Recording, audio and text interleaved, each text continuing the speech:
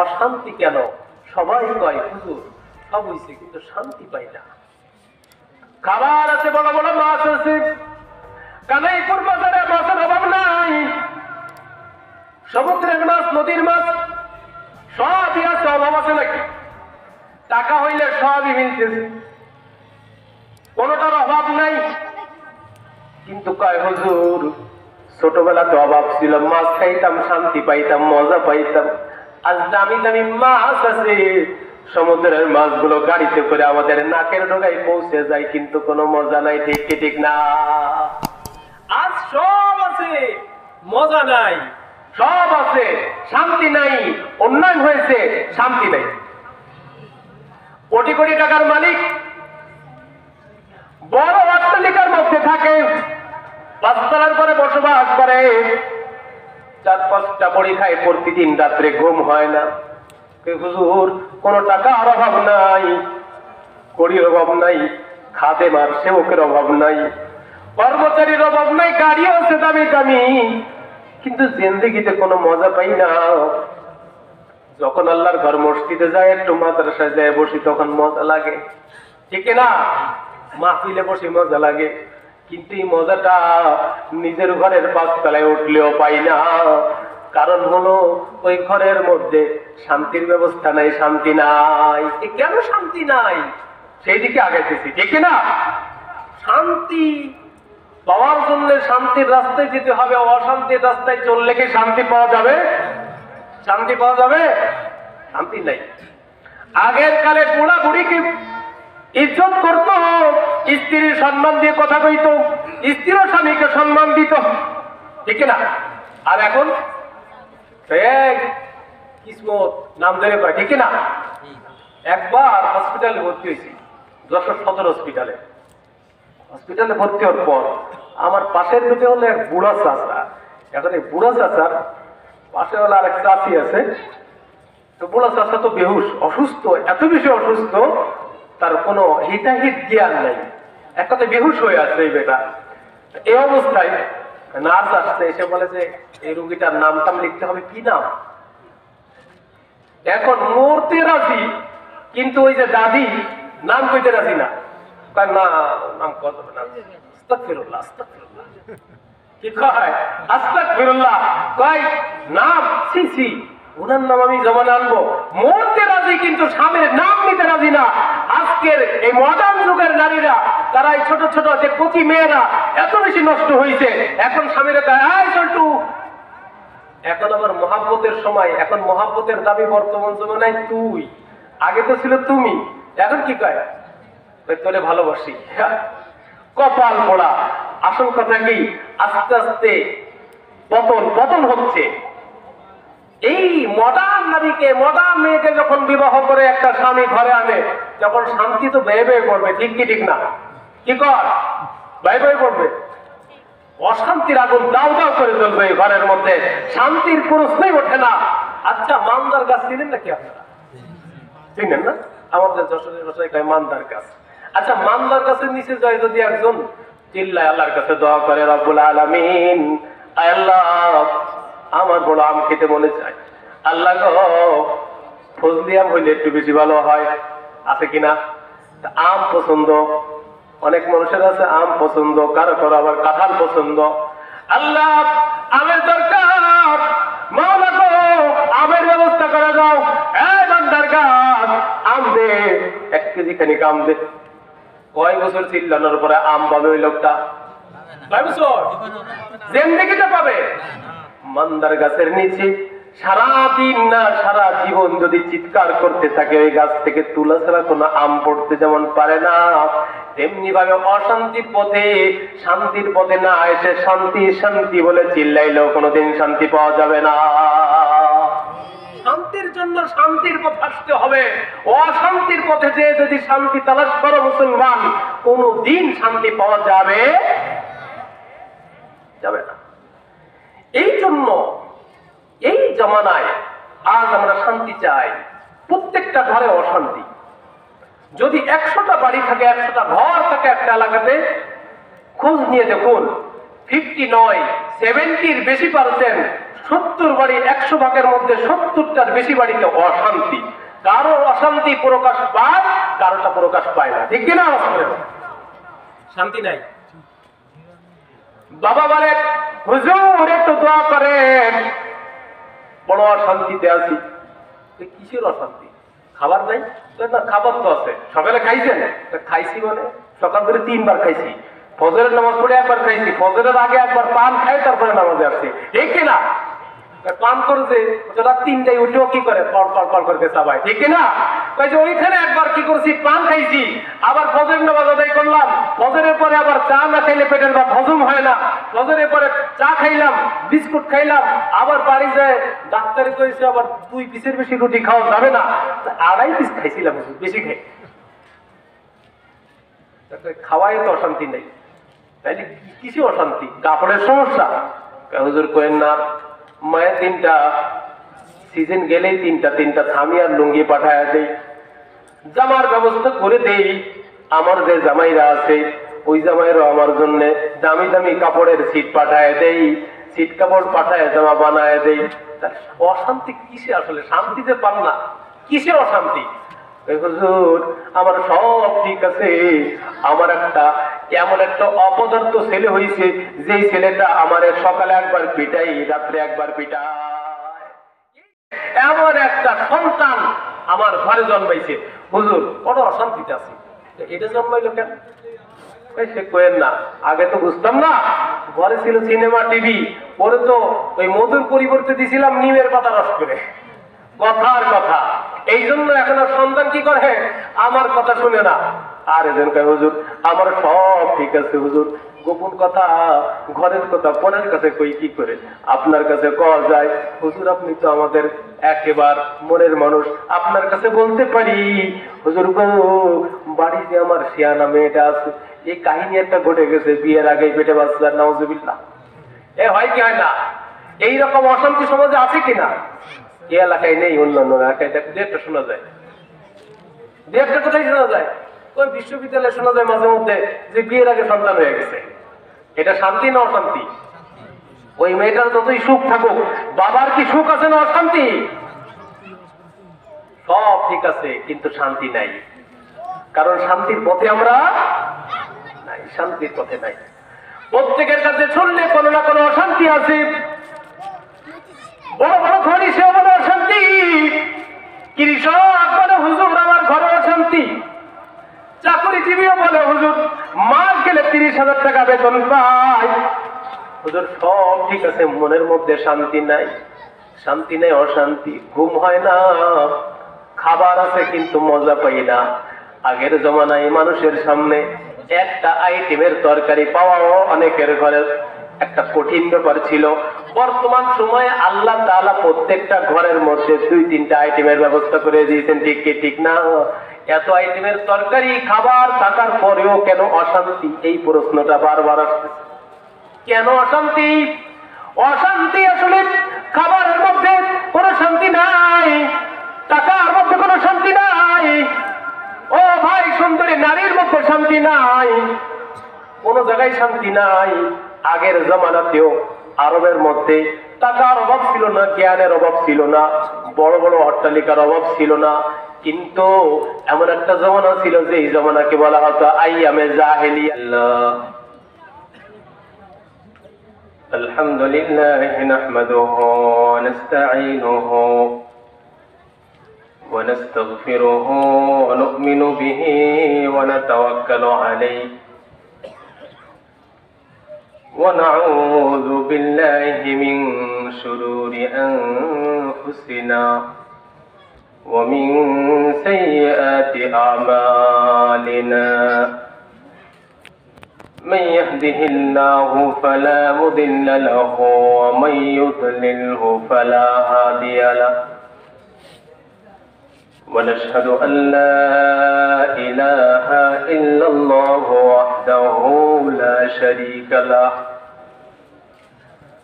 ونشهد أن سيدنا وسندنا وحبيبنا وحبيب ربنا وطبيبنا وطبيبنا وطبيب قلوبنا مولانا محمدا عبده ورسوله الذي أرسله بالحق إلى الخلق بشيرا ونذيرا وداعيا إلى الله بإذنه وسراجا وقمرا منيرا أما بعد فأعوذ بالله من الشيطان الرجيم بسم الله الرحمن الرحيم وننزل من القرآن ما هو شفاء ورحمة للمؤمنين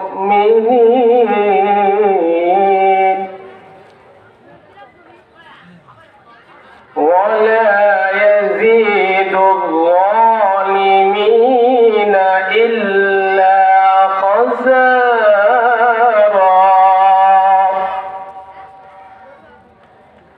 وقال تعالى أيضا في كلامه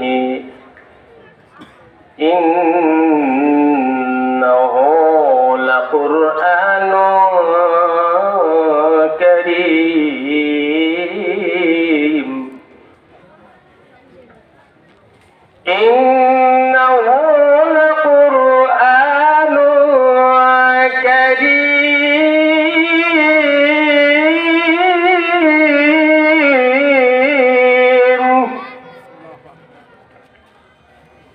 في كتاب مكنون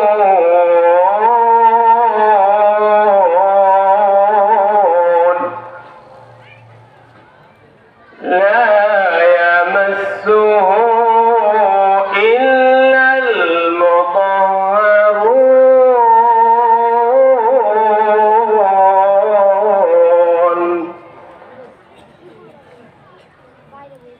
صدق الله العظيم. وقال النبي صلى الله تعالى عليه وسلم خيركم من تعلم القرآن وعلمه أو كما قال النبي عليه الصلاة والسلام. وقال تعالى في شأن حبيبه تعظيما وتكريما آمرا ومخبرا إن الله وملائكته يصلون على النبي يا أيها الذين آمنوا صلوا عليه وسلموا تسليما. محبতের সঙ্গে দুরূদ শরীফ পড়ি। আল্লাহুম্মা সাল্লি আলা মুহাম্মাদিন ওয়া আলা আলি মুহাম্মাদ কামা সাল্লাইতা আলা ইব্রাহিম وعلى آل إبراهيم إنك حميد مجيد. اللهم بارك على محمد وعلى آل محمد كما باركت على إبراهيم وعلى آل إبراهيم إنك حميد مجيد. بلغ العلا بكماله كشف الدجى بجماله حسنت جميع خصاله صلوا عليه وآله. بلغ العلا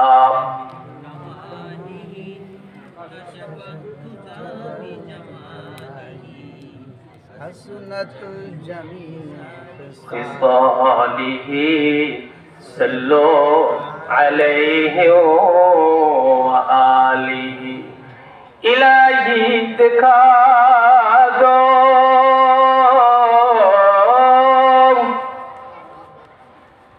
इलाही दिखा दो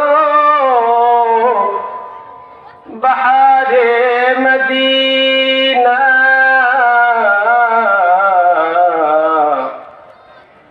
ये दिल है बहुत बेक़रार मदीना बलगल उला बिकमालिही كشف الدجى بجماله حسنت الجميع صلوا عليه हवाए मदीना हो हवाए मदीना हो बलू का निशाना हवाए मदीना हो बलू का निशाना हो आँखों का सुरमा गुबारे मदीना बलगल उला बिकमालिही كشف الدجى بجماله حسنت جميع خصاله صلوا عليه وآله रहे मेरे मस्कन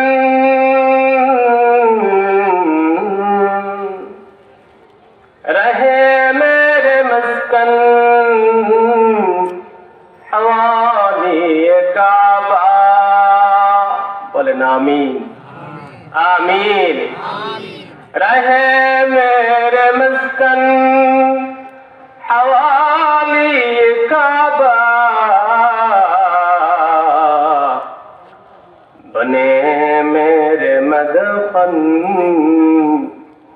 दियारे मदीना बलगल उला बिकमालिही कशफ दुजा बिजमालिही हसनत जमीअ खिसालिही सल्लो अलैहि व आलिही जिक्र करे ला इलाहा इल्लल्लाह ला इलाहा इल्लल्लाह ला इलाहा इल्लल्लाह ला इलाहा इल्लल्लाह इल्लल्लाह ला इलाहा इल्लल्लाह ला इलाहा इल्लल्लाह ला इलाहा इल्लल्लाह ला इलाहा इल्लल्लाह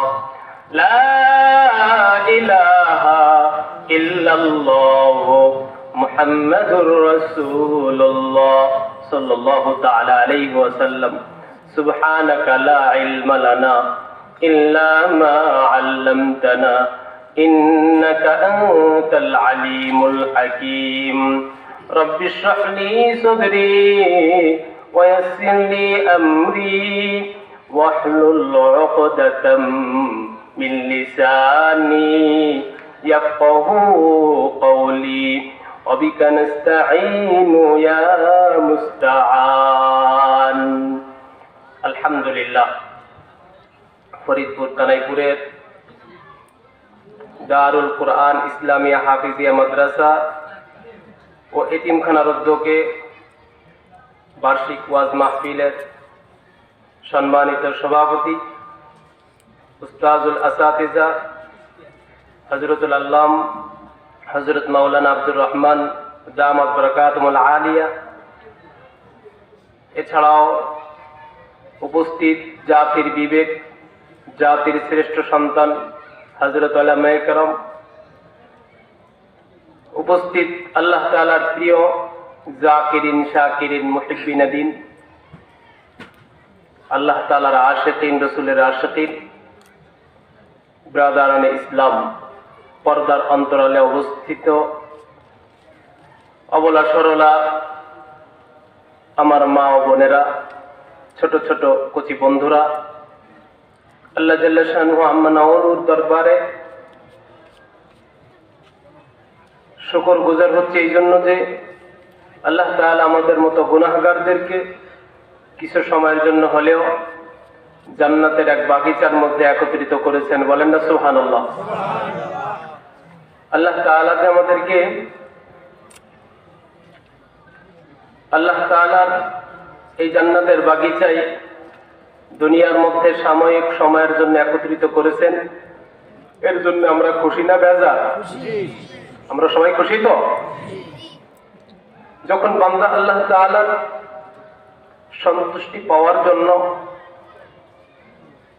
আখিরাতে মাওলা করিমের রেজামন্দি পাওয়ার আশায় দ্বীনের দিকে অগ্রসর হয়, মহান মালিকের রহমত ওই বান্দার দিকে তত দ্রুত ছুটতে আরম্ভ করে। আল্লাহ তাআলা যে বান্দার কল্যাণ করতে চান, একমাত্র কেবলমাত্র শুধুমাত্র তাকে দ্বীনের বুঝ, দ্বীনের কাজ করার তৌফিক দান করেন। যে সে চাইলেই দ্বীনের কাজ করতে পারে না, আর চাইলেই একজন দ্বীনকে ছেড়ে দিতে পারে না, এই ক্ষমতা আল্লাহ তাআলা যাকে তাকে দিয়ে দেননি। চাইলেই একজন হেদায়েতের পথে চলে আসতে পারে না, চাইলেই হেদায়েতের পথ থেকে একজন বিচ্যুত হয়ে ইবলিস আর শয়তানের দলভুক্ত হতে পারে না। ঠিক কিনা? আল্লাহ তাআলা যাকে কল্যাণ করতে চান, যাকে আল্লাহ তাআলা তার সন্তুষ্টি দিতে চান, আল্লাহ তাআলা তাকে সবচেয়ে দামি সম্পদ আল্লাহ তাআলার দ্বীন, হেদায়েতের দৌলত, এটাকে ওই বান্দার জন্য সহজ করে দেন। riwayat-এর মধ্যে এ কথাই এসেছে, মাইয়ুরিদিল্লাহ খায়রান ইউফাক্কিহু ফিদ-দীন, আল্লাহ তাআলা যাকে দ্বীনের কল্যাণ দিতে চান, আল্লাহ তাআলা যাকে ভালোবাসেন, জান্নাত দিতে চান, আল্লাহ তাআলা তাকে দ্বীন মানার জন্য দ্বীনের বুঝ তার মধ্যে আল্লাহ তাআলা দিয়ে দেন।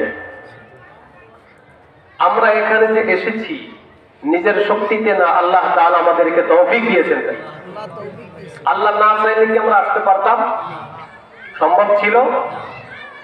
বহুত মানুষ চায় গভীর রজনীতে যখন ঘুমাতে যায় যে ঘুম থেকে উঠবো, আবার আরেকটা দিবসের মুখ দেখব, সকালে ফজরের নামাজ আদায় করব, এই নিয়ত করে ঘুমিয়ে যায়, কিন্তু ফজর উদিত হওয়ার আগেই ওই বান্দাটা দুনিয়া থেকে বিদায় নিয়ে যায়। ঠিক কি ঠিক না? এরকম হয় কিনা সমাজের মধ্যে? হয়। চাইলে সম্মানিত উপস্থিতি, চাইলেই কোনো ব্যক্তি পরবর্তী সময়ের ভালো কাজটা করতে পারে না। আল্লাহ তাআলা চাইলেই দিতে পারেন। এই জন্য কোনো ব্যক্তিকে যদি চাই আমি আপনি, তাকে দোকান থেকে, চায়ের স্টল থেকে আর বাদামের দোকান থেকে ধরে এনে মাহফিলের প্যান্ডেলে বসাবো, আল্লাহ যদি তৌফিক না দেয়, কপালে যদি তার কল্যাণ না থাকে, এই এলাকায় কোন সারা বিশ্বের সমস্ত পীর মাশায়েখ একত্রিত হলেও কি তার কল্যাণ করতে পারবে? পারবে? আর যদি আল্লাহ তাআলা কারো কল্যাণ করতে চান, কাউকে মহব্বত করে তার সন্তুষ্টি দিতে চান, ওই ব্যক্তিকে আল্লাহ তাআলা বাইরে থাকতে দিবেন না। পৃথিবীর সমস্ত মানুষ মিলে যদি, ইবলিসের দলগুলো মিলে যদি ওই মানুষটাকে দোকানে বসিয়ে রাখতে চায়, তার দিল ছিঁড়ে যাইতে যাবে, ওই ব্যক্তি হয়তো আল্লাহ তাআলার রহমতে এই মাহফিলের মধ্যে এসে বসে যাবে। ঠিক কি ঠিক না আমার ভাইরা? তাহলে বোঝা গেল এই দুনিয়াতে আমি যেটা চাই, আপনি যেটা চান, ওইটা হয় না। কোনটা হয়? মালিক যেটা চান। ঠিক না? মালিক যেটা চান সেটা হয়। আমি আপনি যেটা চাই সেটা হয় না। সম্মানিত উপস্থিতি, আজ এমন পরিস্থিতিতে আধুনিক কালে যখন সর্বত্র সর্বস্থানে আধুনিকতার ছোঁয়া পেয়েছে, মানুষগুলো যখন অত্যাধুনিক প্রযুক্তির মাধ্যমে উন্নয়ন করতেছে পৃথিবীর বুকে, যেই মুহূর্তে এই বাংলাদেশের মধ্যে যদি কোনো অকারেন্স ঘটে, সুদূর আমেরিকায় পৌঁছতে কয়েকটা মিনিট, এর চাইতে বেশি সময় লাগে না, ঠিক না? 2-4 মিনিটের মধ্যে আমেরিকাতে পৌঁছে যেতে পারে। ঠিক আমেরিকাতে কোনো অকারেন্স আর দুর্ঘটনা ঘটলে এই বাংলার জমিনে সাধারণ মানুষের হাতের মুঠোয় বা তার কানের কাছে বা তার চোখের সামনে ওই দৃশ্যটা, ওই দৃশ্যের সংবাদ বুঝতে 2-4 মিনিটের বেশি লাগে না, ঠিক না? এটার ব্যবস্থা কে করে দিল? আধুনিক প্রযুক্তি। সবই তো আল্লাহ তাআলা করেন, বাকি এটা আমাদের কাছে আজ সহজে পৌঁছতেছে আধুনিক প্রযুক্তির মাধ্যমে, ঠিক না? সোশ্যাল মিডিয়া, ইউটিউব, হোয়াটসঅ্যাপ, আরো যা কিছু আছে, ফেসবুক, এগুলোর মাধ্যমে আমাদের দোরগোড়ায় সমস্ত সংবাদ মুহূর্তের মধ্যে পৌঁছে যাচ্ছে। কিন্তু অতীত জমানাতে, আজ থেকে কয়েক বছর আগে যদি ফিরে যাই আমরা, তাহলে দেখতে পারবো এই এলাকার অনেক বাবাজিরা তার সন্তানকে বিদেশে পাঠিয়েছে, ঠিক না? আয় রোজগার করার জন্য মালয়েশিয়াতে পাঠিয়েছে, দুবাইয়ে পাঠিয়েছে, পাঠিয়ে দিয়েছে এমনি ভাবে সৌদি আরবে। সেখানে পাঠানোর পরে 6 মাস পার হয়ে যায়, বাবাজির কোনো খোঁজ নাই, এমন হয়েছে কিনা? ঠিক 6 মাস পরে সন্তান ওখান থেকে চিঠির ব্যবস্থা করে চিঠি পাঠিয়েছে, সেটা আবার দেশে আসতে আরো 3 মাস হয়েছে কিনা এমন? তাহলে একটা সন্তানকে পৃথিবীতে একটা অঞ্চল থেকে আরেকটা অঞ্চলে পাঠানোর পর শুধু সৌদি আরব না, বাংলাদেশের এক প্রান্ত থেকে আরেক প্রান্তে চিঠি পাঠাইলেও ওইটা বুঝতে কয়েকদিন সময় লেগে যেত মানি অর্ডারের মাধ্যমে। আজ শুধুমাত্র 500, 1000, 2000, 10,000 কিলোমিটার না, পৃথিবীর এক প্রান্ত থেকে আরেক প্রান্তে সংবাদ পৌঁছতে মাত্র কয়েক সেকেন্ডের প্রয়োজন হয়, ঠিক কিনা? আওয়াজ করে বলেন মুসলমান। এই মুহূর্তে আপনাদের কাছে জানতে চাই, সারা বিশ্বের সব কিছু টোটাল A to Z যা কিছু হচ্ছে পৃথিবীর মধ্যে, আর্থিক বলেন, সামাজিক বলেন, মানবিক বলেন, রাষ্ট্রের বিভিন্ন রাষ্ট্রের কাঠামো বলেন, উন্নয়ন বলেন, অবনতি বলেন, সারা বিশ্বের সব কিছু কম বেশি আমাদের দেশের সাধারণ থেকে সাধারণ মানুষও জানে কিনা? জানে কিনা? স্বল্প অল্প যাই কিছু হোক না কেন, বেশি মোবাইল ফোনের মধ্যে ঘরের ভিতরে বসে পাচ্ছে, এর জন্য তাকে রাস্তায় যেতে হয় না, ঠিক না? এটা সোশ্যাল মিডিয়ার মাধ্যমে আমরা জানতে পারতেছি সারা বিশ্বের খবরাখবর। এখন একটা প্রশ্ন আপনাদের কাছে, প্রশ্নটা হলো, যেহেতু আজ এমন পরিস্থিতিতে, এমন মুহূর্তে বিশ্বের সব জায়গার খবরাখবর আমাদের কাছে পৌঁছতেছে, তাহলে বলুন তো দেখি, সারা বিশ্বের অমুসলিম যারা আছে তাদের কথা বাদই দিলাম, আমাদের যারা মুসলমান ভাই আছে, যত মুসলমান নারী পুরুষ আছে, যতটা কান্ট্রির মুসলমানদের আছে, এই মুসলমানদের কান্ট্রির মুসলমান যারা আছে, এই সময় মনে হয় সব চাইতে আরাম আয়েশে শান্তিতে বসবাস করতেছে, নাকি? কি বলেন, ঠিক না বেটি? শান্তিতে বসবাস করতেছে সারা বিশ্বে। মুসলমানের মধ্যে কোনো শান্তি আছে? কেন নেই? এর জন্য দায়ী কে? এর জন্য দায়ী কি মানুষ? খালি তো আমরা দোষ দিব অমুকের তমুকের, এর জন্য দোষী কে? আজ এই মুহূর্তে আমার আজকে মূল আলোচনা, পুরো আলোচনার মধ্যে এই কথাটাকে আপনাদের সামনে পেশ করতে চাই। কেন আধুনিক কালে সব কিছু আমাদের হাতের মুঠোয়, আগে যা লাগতো মাসকে মাস সময় লাগতো করতে, আজ আমাদের কয়েক ঘন্টার মধ্যে সেটা কমপ্লিট হয়ে যায়, কয়েক মিনিটের মধ্যে কমপ্লিট হয়ে যায়। তাহলে এই সারা বিশ্বের মানুষগুলো তো সবচেয়ে বেশি এখন সুখে থাকার কথা ছিল, কিন্তু সব কিছু পাওয়ার পরে কেন অশান্তিতে? এই কেন জবাব দরকার আছে কি নাই? আছে কি নাই? এই কেনর জবাব শুরু থেকে শেষ পর্যন্ত দিব ইনশাআল্লাহ। এটা দিয়েই আমি শেষের দিকে যাবো আল্লাহ চাইলে। আমার ভাইরা, আজ যখন সারা বিশ্বের মধ্যে আধুনিক প্রযুক্তি সহ যা কিছুর দরকার সব হাতের মুঠোয়, দামি দামি ফোনের অভাব নাই, ঠিক কিনা? যে যত দামি কিনতে পারে মনে করে সে তত বড় ভাগ্যবান। ছোট ছোট মোবাইল এখন আর চলে না। যদি একজন ছোট বাটনওয়ালা ফোন ব্যবহার করে, বলে যে আধুনিক কালের আধুনিকতার ছোঁয়ার কিছুই বোঝে নাই, এই ব্যক্তিতে এখনো মডেল যুগে আসতেই পারে না, আদিম যুগে আছে, ঠিক কিনা? চাচাকে বলে এখনো তুমি নোকিয়া ওই বাটনওয়ালা ফোন চাপো। আরে চাচা, একটা বড় ট্যাব কিনে নাও, একটা বড় টাচ ফোন কিনে নাও, এই ফোনের মাধ্যমে সারা বিশ্বের খবর জানবে, তুমি একটু মজা নাও, তোমার ইমেজ বাড়াও। এখন আর বাটনওয়ালা ফোন চলে না, এটা তো আদিম যুগের কথা। জোয়ানরা এখন বুড়াদেরকে ধিক্কার দেয়, ঠিক কিনা? দামি দামি ফোন হয়েছে। ঘরের মধ্যে আগে ছোট ছোট ফোন, ছোট ছোট ফ্যান ছিল যেটা ঝুলতো মাথার উপরে, কম দামি ফ্যান ঝুলতো। এখন ফ্যান গুলো দামি হয়েছে। বাতি যখন আসছে গ্রামের মধ্যে, আজ থেকে অনেক বছর আগের কথা, সর্বপ্রথম যখন ঘরে বিদ্যুতের লাইনটা পাইলাম, তখন আমরা ছোট ছোট বাবা যোগাযোগ করে ছোট বাতির ব্যবস্থা করলেন। লাইনটা পাওয়ার পরে আনন্দ আর ধরে না। কয়েক বাড়ির মধ্যে আমাদের ঘরের মধ্যে বিদ্যুৎ চলে আসছে। যেই বিদ্যুতের বাল্ব গুলো ছিল ছোট ছোট, সুপার টুপার ইত্যাদি ইত্যাদি ছোট ছোট বাল্ব ছিল, লাল আলো দিত। এই আলো পেয়ে আমরা মনে করতাম আসমানের চাঁদ হাতে পেয়ে গেছি। অথচ সেই বাতির থেকে আধুনিক কালে উন্নয়ন হতে হতে এখন টিউব লাইট, ডিজিটাল লাইট আসছে। কয়দিন পরে আসছিল এনার্জি, এখনকার এনার্জিও চলে না, এলইডি, ঠিক কি ঠিক না?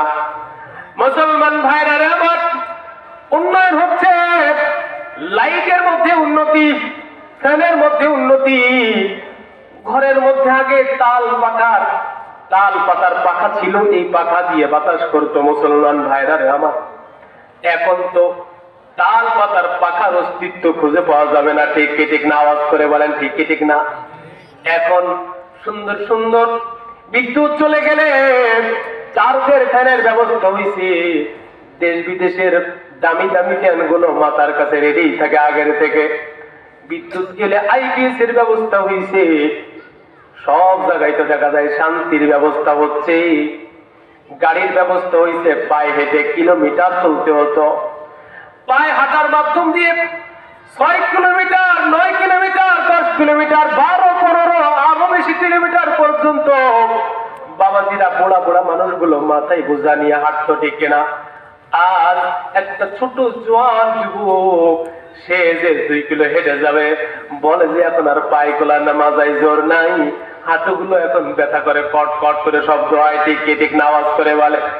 আর ভাইরা, সব জায়গায় উন্নতি হয়েছে, এখন আর পায়ে হাঁটতে হয় না।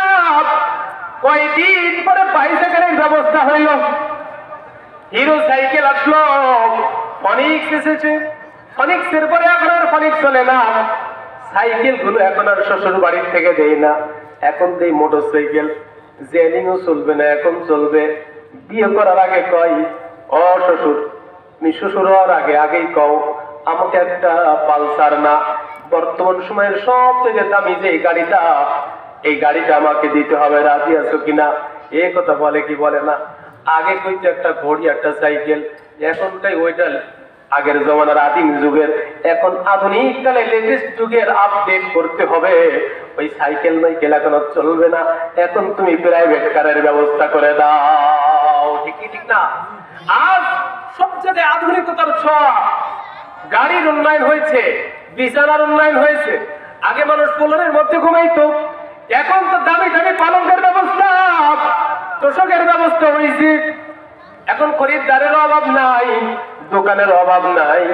আগে বাজারের মধ্যে শুধু তেল আর ওই যে তরকারি এগুলো নিয়ে বসতো। এখনকার জমানাতে দামি দামি যত তোষক আছে, বালিশ আছে, কাপড়ের দোকান সুন্দর করে সাজানো হয়েছে। কসমেটিক্সের দোকান এক জমানায় পাওয়া যাইত না। মানুষগুলোকে দেখেছি গ্রামের মেয়েরা, তারা পর্যন্ত সাবানও পায় নাই, মাথার চুলগুলোকে পরিষ্কার করছে। ওই পুকুরের যে মাটি ছিল, কাদা মাটি, এটার দ্বারা সাবানের কাজ নিয়েছে। আজকে দামি দামি দেশি বিদেশি সাবানের ব্যবস্থা হয়ে গেছে, ঠিক কি ঠিক না?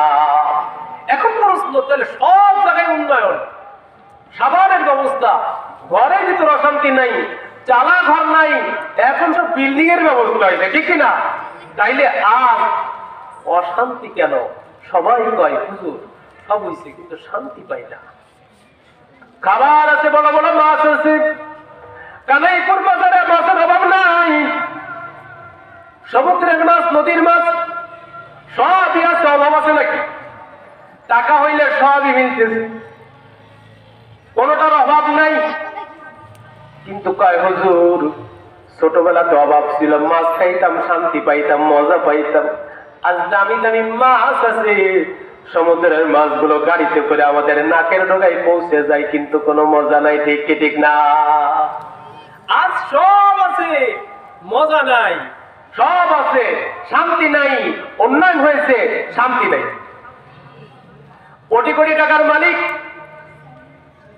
বড় অট্টালিকার মধ্যে থাকে, পাঁচতলার পরে বসবাস করে, 4-5টা বড়ি খায়, প্রতিদিন রাত্রে ঘুম হয় না।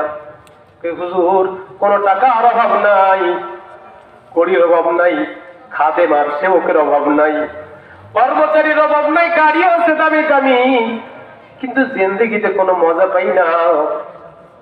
যখন আল্লাহর ঘর মসজিদে যায়, একটু মাদ্রাসায় যায় বসি, তখন মজা লাগে, ঠিক না? মাহফিলে বসে মজা লাগে, কিন্তু এই মজাটা নিজের ঘরের 5তলায় উঠলেও পাই না। কারণ হলো ওই ঘরের মধ্যে শান্তির ব্যবস্থা নাই, শান্তি নাই। কেন শান্তি নাই? সেই দিকে আগাইতেছি, ঠিক না? শান্তি পাওয়ার জন্য শান্তির রাস্তায় যেতে হবে, অশান্তির রাস্তায় চললে কি শান্তি পাওয়া যাবে? শান্তি পাওয়া যাবে? শান্তি নাই। আগের কালে বুড়া বুড়িকে ইজ্জত করত, স্ত্রীর সম্মান দিয়ে কথা কইত, স্ত্রীর স্বামীকে সম্মান দিত, ঠিক না? আর এখন কিসমত নাম ধরে পায়, ঠিক না? একবার হসপিটালে ভর্তি হয়েছি, যশোর সদর হসপিটালে।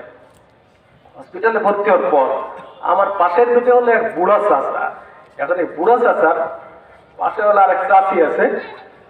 তো বুড়া চাচা তো বেহুশ, অসুস্থ, এত বেশি অসুস্থ, তার কোনো হিতাহিত জ্ঞান নাই, এক কথায় বেহুশ হয়ে আছে এই বেটা।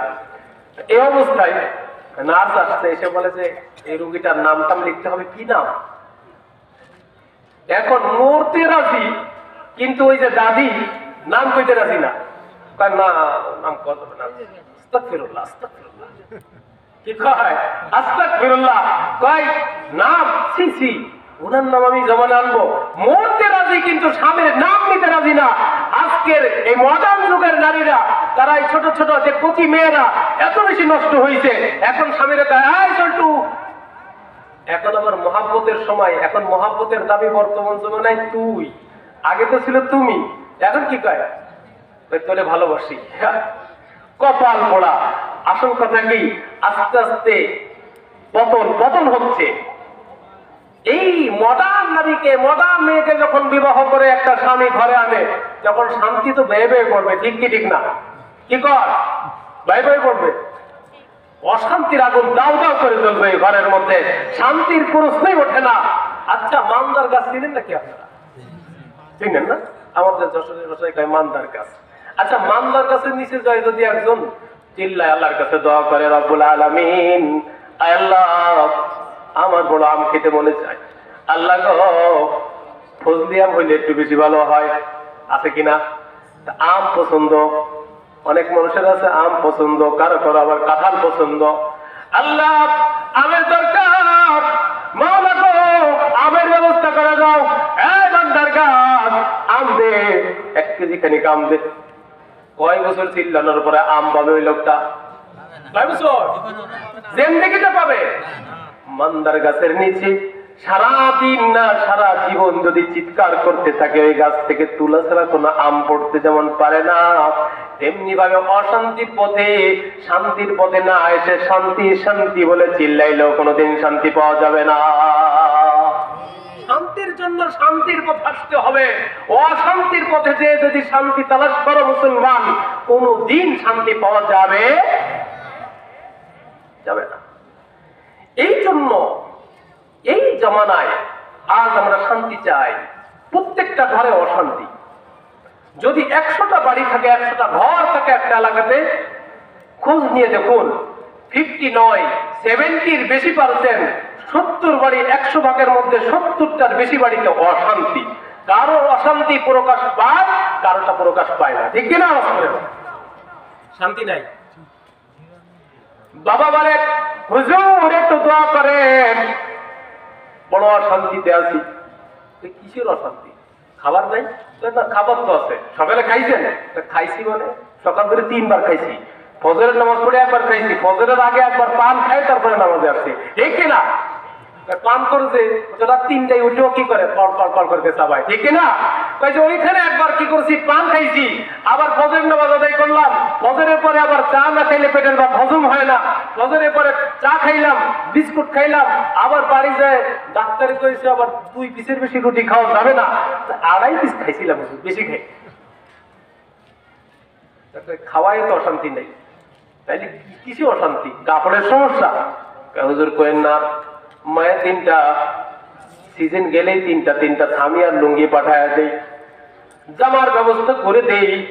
আমার যে জামাইরা আছে ওই জামাইরও আমার জন্য দামি দামি কাপড়ের সিট পাঠায় দেই, সিট কাপড় পাঠায় জামা বানায় দেই। অশান্তি কিসে? আসলে শান্তিতে পান না, কিসে অশান্তি? হুজুর আমার সব ঠিক আছে, আমার এমন একটা অপদার্থ ছেলে হয়েছে, যেই ছেলেটা আমার সকালে 1 বার পিটাই, রাত্রে 1 বার পিটায়। এমন একটা সন্তান আমার ঘরে জন্মাইছে। হুজুর বড় অশান্তিতে আছে। এটা জন্মাইলো কেন? সে কইেন না, আগে তো বুঝতাম না। ঘরে ছিল সিনেমা, টিভি, পরে তো ওই মধুর পরিবর্তে দিছিলাম নিমের পাতা রস করে। কথার কথা। এই জন্য এখন সন্তান কি করে? আমার কথা শুনে না। আর এজন কয় হুজুর আমার সব ঠিক আছে হুজুর, গোপন কথা ঘরের কথা পরের কাছে কই কি করে?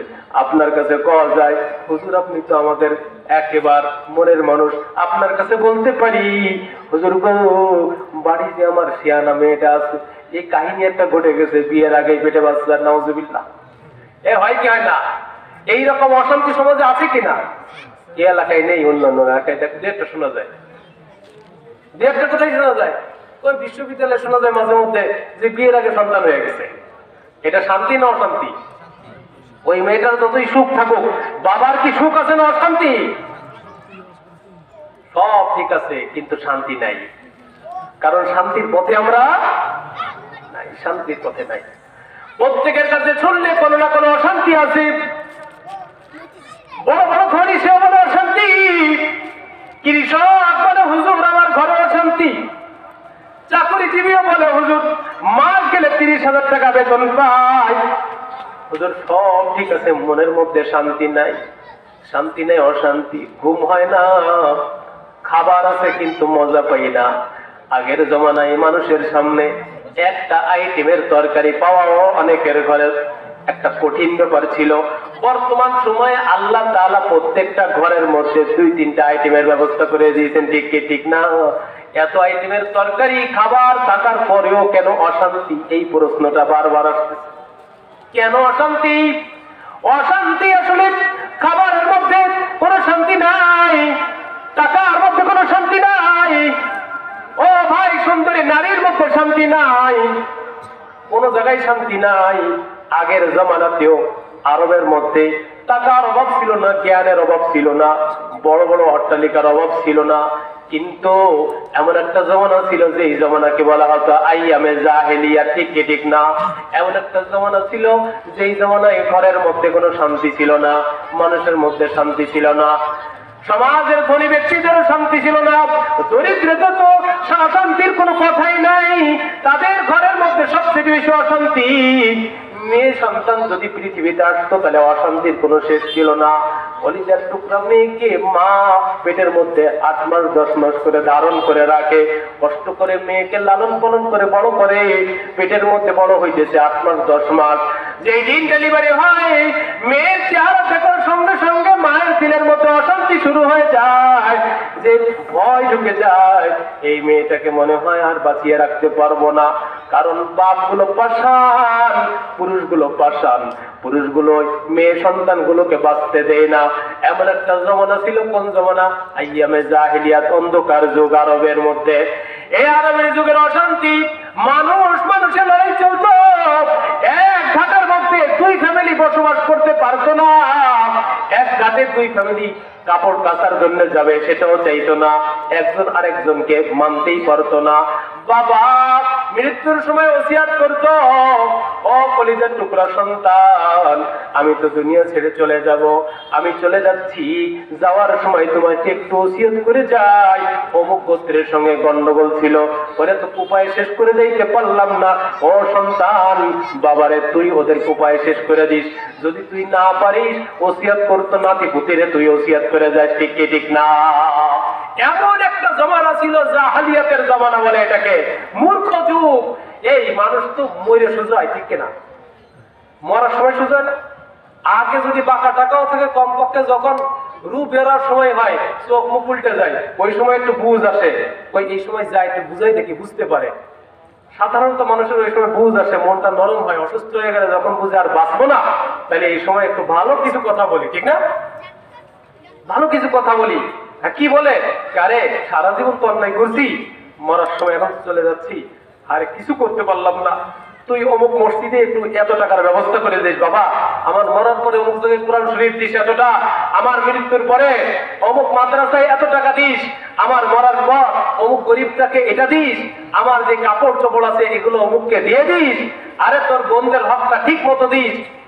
আগে যদি বাটপার ছিল, মরার সময় ভালো হয়, এরকম মানুষ আছে কিনা? কিছু মানুষ আছে মরার সময় আকাটা মার্কা, আছে না?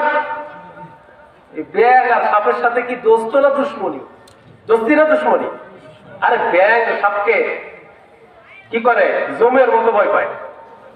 কারণ সাপের 1 লোকমা হইলে একটা ব্যাং, সাপের কয় লোকমা? এখন ব্যাঙে কইতেছে একদিন, বস আপনি তো আমাদের পাইনি খায় ফেলেন, তা আপনার খাওয়াটাও আমার কাছে অপছন্দ, খান, অসুবিধা নেই, খাই বেলা এখন ফেরে, কিন্তু একটা কথা আছে আপনার সাথে। কয় কি কম? তোদের তো খাই ফেলে, দেখি আজকে কোন কথাটা তো কোষ, হয়তো আরো 2-4টা ব্যাগ এনে দিবি তোর মতো।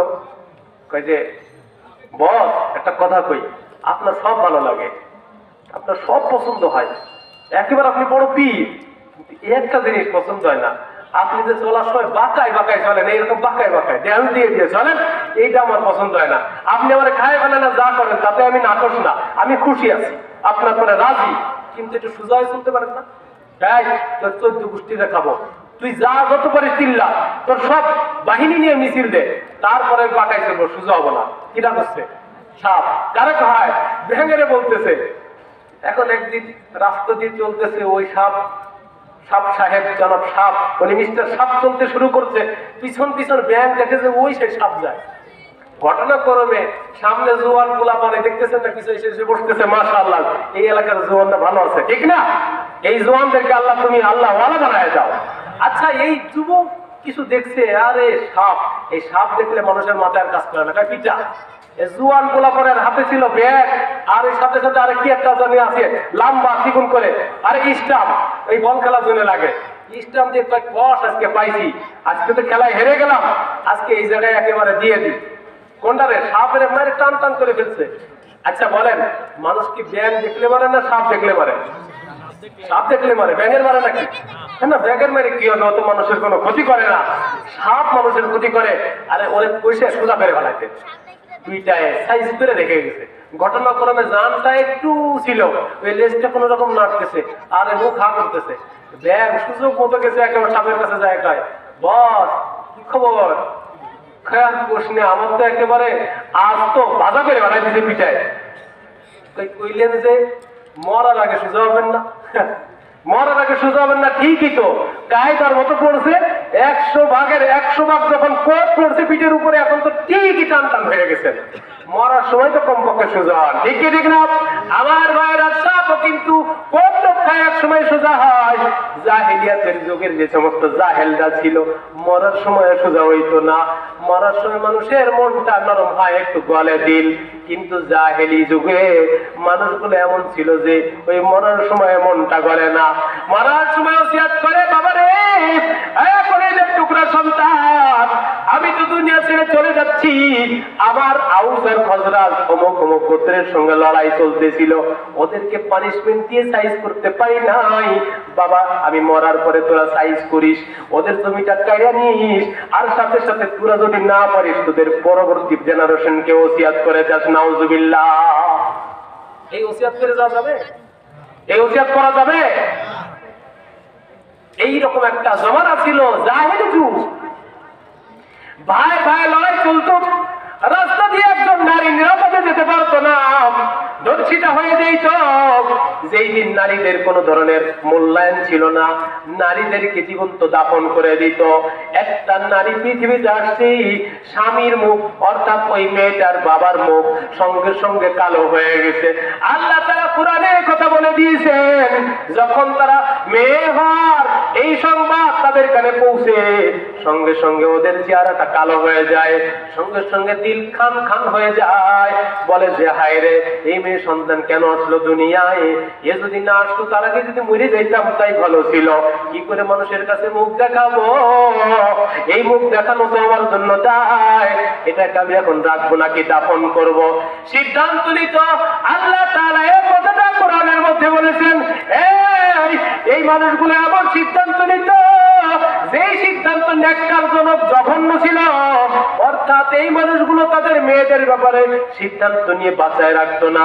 কলিজার টুকরা ছোট ছোট ওই মাসুমা নিষ্পাপী ওই কলিজার টুকরা মেয়েদেরকে জীবন্ত কবরে দাফন করে দিত। নাউজুবিল্লাহ। এই মেয়েজাতির সম্মান কে দিয়েছেন? কে দিয়েছেন? আর জলে বলেন, কে দিয়েছেন? আল্লাহ। আল্লাহ তাআলা মেয়েজাতির সম্মান বাড়ায় দিয়েছেন। কিসের মাধ্যমে সম্মান দিলেন?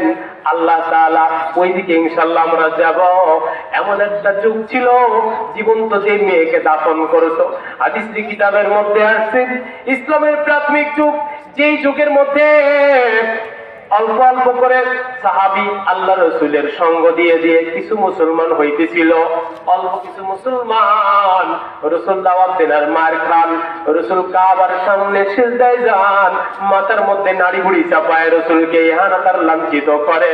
রসুল সেখান থেকে তাকে গেলেন, সেখানে আমার পিঠ রসুলকে জাররা জাররা করে ফেলল।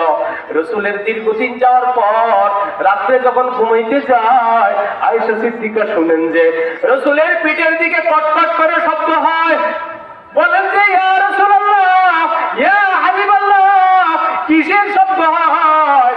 বলেন যে আয়েশা রে, তোর মামার বাড়ির এলাকা, তোর মামারা আমাকে এমন পিটান পিটিয়েছে, ওই যে আমার হাড্ডিগুলো ভাঙছে, আজ জোড়া লাগে নাই।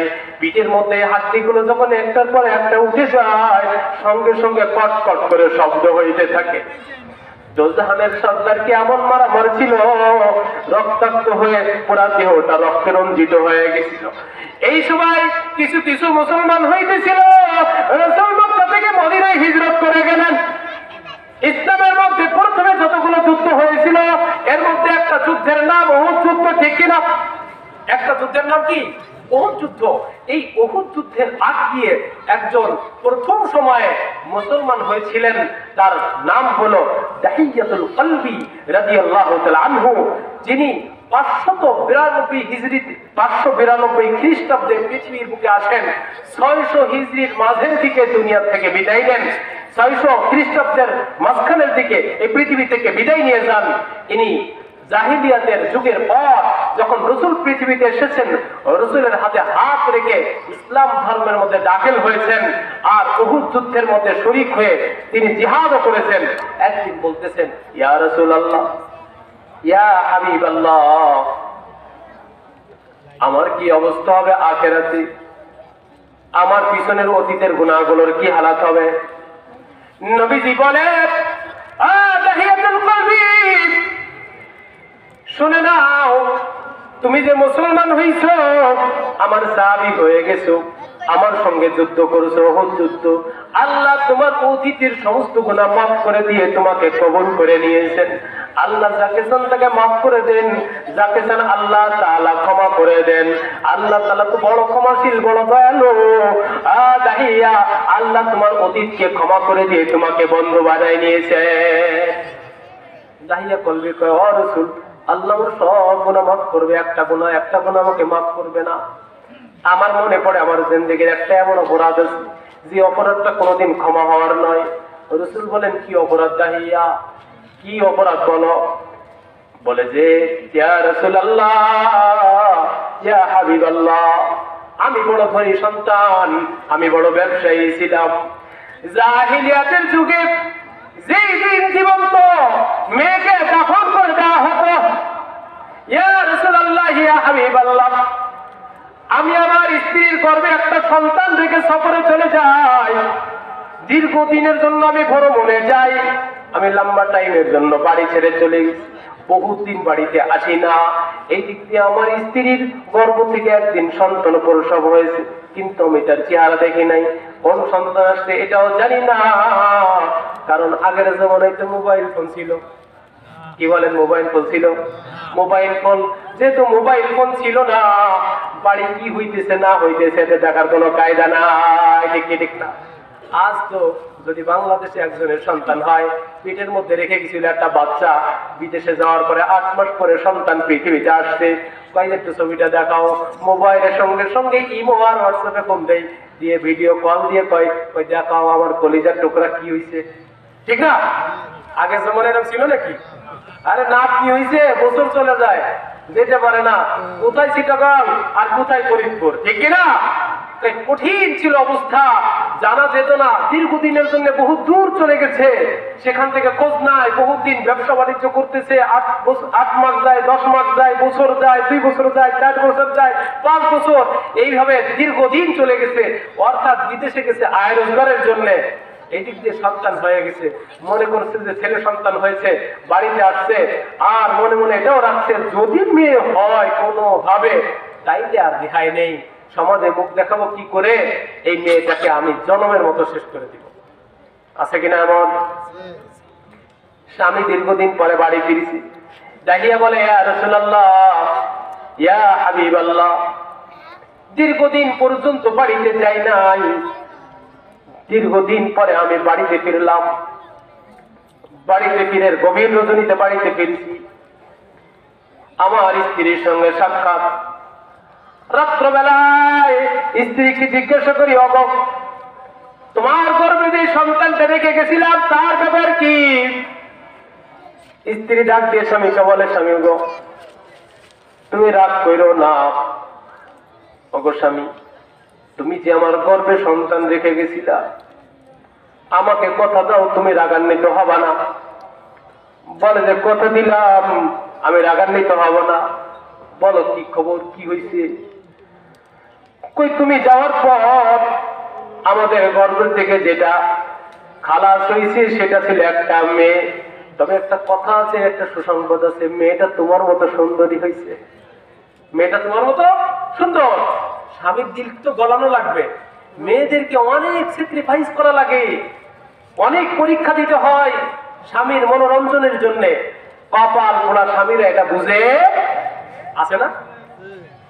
এই আমাদের সমাজের মধ্যে মেয়ে সন্তান জন্মাইলে ওই নারীদের আর দেয় নেই, আছে না? বর্তমান জমানায় ছেলে হইলে লাভ 2 টাকায়, আরে একটা ছেলে দিছা, খুব খুশি, মিষ্টি বিলায় পুরো এলাকা দিয়ে ছেলে হইছে। আর মেয়ে হলে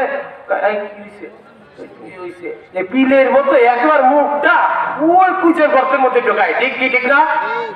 একবার মুখ বেজার করে ও জায়গায় হিজড়া হয়ে গেছে। তাই যে মেয়ে হয়েছে, কি খবর নেই মানুষে, হাই হাই হাই মেয়ে হয়েছে। এ লজ্জার কথা না, সম্মানের কথা। মেয়ে হয়েছে, মেয়ে হলে সম্মান বাড়ে নাকি সম্মান কমে? মেয়ে জাতি এরা সম্মানের জাতি। এই মেয়ে যারা আসে, যার ঘরে আসে, আল্লাহ তাআলা ওই ঘরকে আল্লাহ তাআলা বরকত দিয়ে ভরে দেন, বলেন না সুবহানাল্লাহ। এই জন্য মেয়ে হইলে নারাজ হবেন কে কে? হাত উঁচু করেন তো। একজনও নেই, মাশাআল্লাহ, সবাই আল্লাহ আল্লাহ কবুল করুক সবাইকে। আচ্ছা, মেয়ে হলে খুশি হবে কে কে? হাত দেখান। মাশাআল্লাহ, আল্লাহ কবুল করুক। আমার ভাইরা, আমার এক দোস্ত আলেম মানুষ ফোন দিছে অন্য এক প্রয়োজনে। আমি জিজ্ঞাসা করি, হযরত কি খবর মুফতি সাহেব? হুজুর একটা সন্তান হয়েছে। প্রথমে তো কয়ই না, জিজ্ঞাসা করেছি কি বাবা সন্তান সন্ততি হয়েছে নাকি, কিছু ট্যাউটু হয়েছে নাকি? হুজুর হয়েছে। কি হয়েছে? কয় মেয়ে হয়েছে ভাই, একটা মেয়ে হয়েছে। আমি চোরের মতো কান্না, আলেম মানুষ আপনি চোরে চিল্লাই পাবেন ভাই, আল্লাহ একটা জবাব দিছে ভাই, ঠিক কি না? চোরের মতো আস্তে করে মেয়ে হয়েছে। আর ছেলে হলে কয় হুজুর ভাই আমারে আল্লাহ একটা ছেলে দিচ্ছে, ফুটফুটে ছেলে। আর সেরকম কেন মুখ চোখ কালো হয়ে যায়? এইটার মূল কারণ ওইটাই, ওই যে অশান্তির কারণ, যেটা অশান্তির কারণ। মেয়ে হলে মুখ কালো হয়ে যাওয়ার কারণ একটাই, ঠিক না? আমার ভাইরা, গভীর জড়িত স্বামী যখন জিজ্ঞাসা করে, অগব যেই সন্তান রেখে গেছিলাম সেটা কি? কয় ওটা মেয়ে হয়েছে। বাবু তোমার মতো অনেক সুন্দর ফুটফুটে হয়েছে, এই জন্য নাম রাখছি জামিলা। নাম রাখছি কি? জামিলা। জামিলা মানে সুন্দরী, নামও রেখে দিয়েছে জামিলা। তুমি রাগ করো না।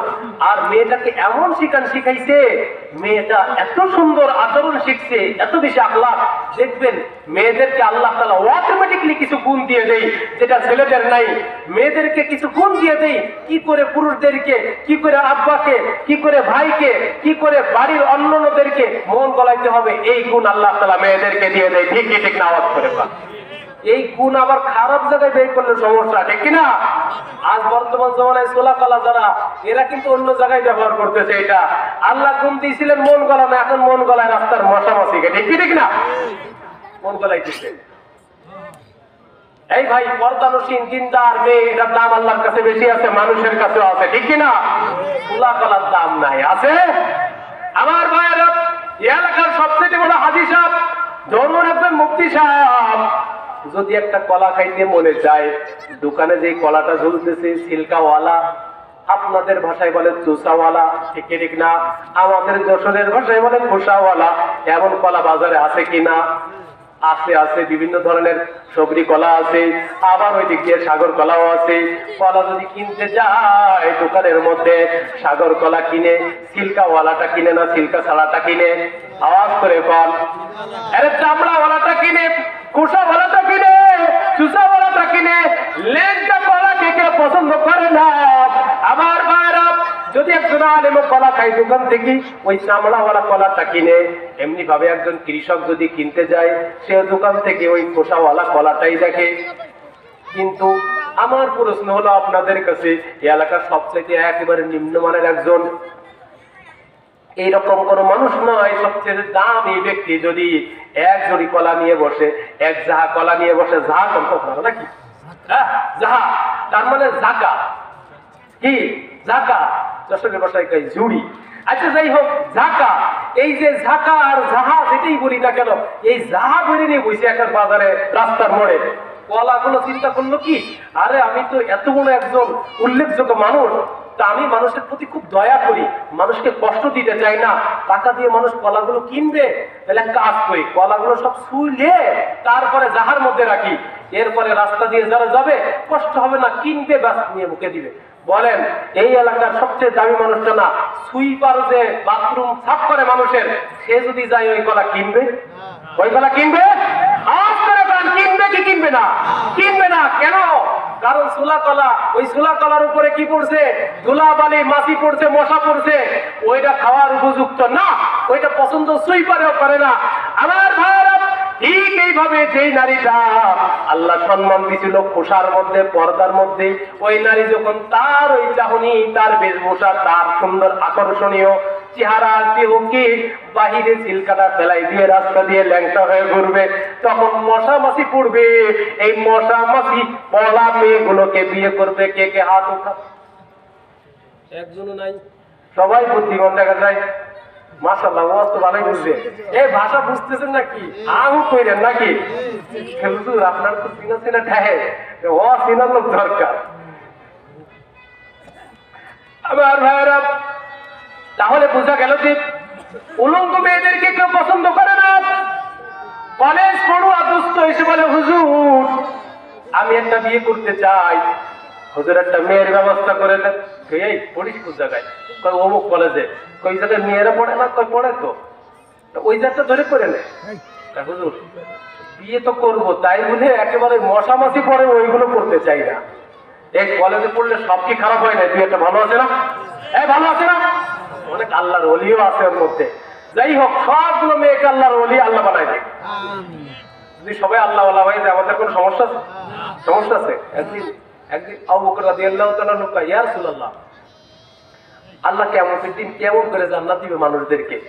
দেখো আল্লাহ তাআলা প্রথমে আমাকে সুপারিশের সুযোগ দিবেন, তো আমি সুপারিশ করতে থাকবো। আমি আমার উম্মতের সুপারিশ করব, অন্য উম্মতের সুপারিশ করব, সুপারিশ করে করে জান্নাত দিতে থাকবো, জান্নাতে নিতে থাকবো। আল্লাহ আমার সুপারিশকে কবুল করবেন। নবীরা সুপারিশ করবে, ইমানদার সুপারিশ করবে, হাফেজ কোরআন সুপারিশ করবে, দারুল কুরআন এই মাদ্রাসার হাফেজ ছাত্ররা এরা সুপারিশ করবে, এই এলাকার যারা মাদ্রাসার সাথে সংশ্লিষ্ট তাদেরকে সুপারিশ করবে, আত্মীয় স্বজনকে সুপারিশ করবে, সারা বিশ্বের সমস্ত মানুষের সুপারিশ শেষ। আল্লাহ কবে আর কেউ আছে নাকি সুপারিশ করা? তাই না। জাহান্নামে এখনো লোক কয়টা বাকি আছে? শুধু কয়টা না, বহুত বহুত জাহান্নামী আছে। আল্লাহ তাআলা রহমতের হাত দিবেন জাহান্নামের মধ্যে, দিয়ে মুঠ করে উঠাবেন। যখন মুঠ উঠাবেন সঙ্গে সঙ্গে রাসূল বলেন এত লক্ষ উঠবে আল্লাহর মুঠের মধ্যে। কত লক্ষ উঠবে? এত লক্ষ ৭০,০০০ উঠবে। আবু বকর রাদিয়াল্লাহু তাআলা বলেন, ইয়া রাসূলুল্লাহ আর একটু দোয়া করেন, আল্লাহ যেন একটু বাড়ায়, আল্লাহ যেন একটু সংখ্যা বাড়িয়ে নেই, আল্লাহ যেন আর একটু বাড়ায় নেই। রাসূল দোয়া করেছেন, আল্লাহ আপনার হাতের মুঠে আর একটু সংখ্যা বাড়ায় নেন। আল্লাহ কবুল করে নিয়েছেন। আবু বকর কয় আরো বাড়ান, আরো বাড়ান, আরো উম্মত যেন জান্নাতে যায়। আল্লাহর কাছে দোয়া করেন, আবার দোয়া করতেছেন, আল্লাহ কবুল করো। আল্লাহ কয় কবুল করলাম দোস্ত। আবু বকর কয় হুজুর আবার দোয়া করেন। ওমর কয় এত দোয়ার কথা কর, এত দোয়ার কথা। এই আবু বকর ভাই তোমার সমস্যা কি? আল্লাহ যদি সবাই জান্নাতে, তোমার অসুবিধা আছে? তুমি এত কৃপণতা করো কেন? কম তো। আবু বকর রাদিয়াল্লাহু তাআলার দিল ছিল নরম। কি ছিল? নরম ছিল। তিনি চাইতেন সমস্ত মানুষ জান্নাতে যান। হযরত ওমর কিন্তু যে নিতে চাচ্ছেন না জান্নাতে এমন নয়। তো বলে তুমি তোমার সমস্যাটা কোথায়? দাদা শোনো, আমার সমস্যা কোথায় মানে এই আল্লাহ যখন মুঠ দিবেন, আল্লাহ মুঠ কি ছোট? আল্লাহ যদি চায় এক মুঠে জাহান্নাম খালি করে ফেলবে, পারে কি পারে না? আওয়াজ করে বলেন মুসলমান। রাসূল বলেন হ্যাঁ ওমর ঠিক বলেছে। ওমর কি বলেছে? ঠিক বলেছে। সমস্ত মেয়েরা যদি কলেজের আল্লাহর ওলি হয়ে যায় কোনো সমস্যা আমাদের নাই, ঠিক কিনা? সোলা কালা পছন্দ করে না। যুবক বলে হুজুর বিয়ে করতে চাই, কলেজের মেয়েগুলো ভালো নাই, জোড়াই জোড়াই চলে, একটারও দেখতেছি বুকিংটা খালি নেই, সব বুকিং হয়ে আছে। হুজুর আমার একটা মেয়ে দরকার, পর্দানসীন মেয়ে, গরিব ঘরের যদিও হয়, কম দামি কলা যদি হয় সমস্যা নাই, তবে মেয়েটা দিনদার হলেই হবে। ওই বোরকাওয়ালা সিল্কাওয়ালা একটা মেয়ের ব্যবস্থা করে দেন হুজুর। আছে কিনা এই সমাজের মধ্যে? যত খারাপ যুবক হোক না কেন বিয়ের সময় একটা ভালো মেয়ে তালাশ করে।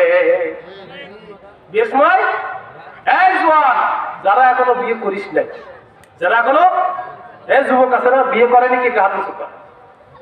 মাশাআল্লাহ অনেক জওয়ান আছে, হাত মানুষ দেখে ফেলবে। হ্যাঁ এই দেখলে তো সমস্যা নেই, যাদের মেয়ে আছে তারা দেখে রাখলে সমস্যা সমস্যা আছে নাকি কোনো? আচ্ছা যারা বিয়ে করনি এখনো তাদের সুযোগ আছে।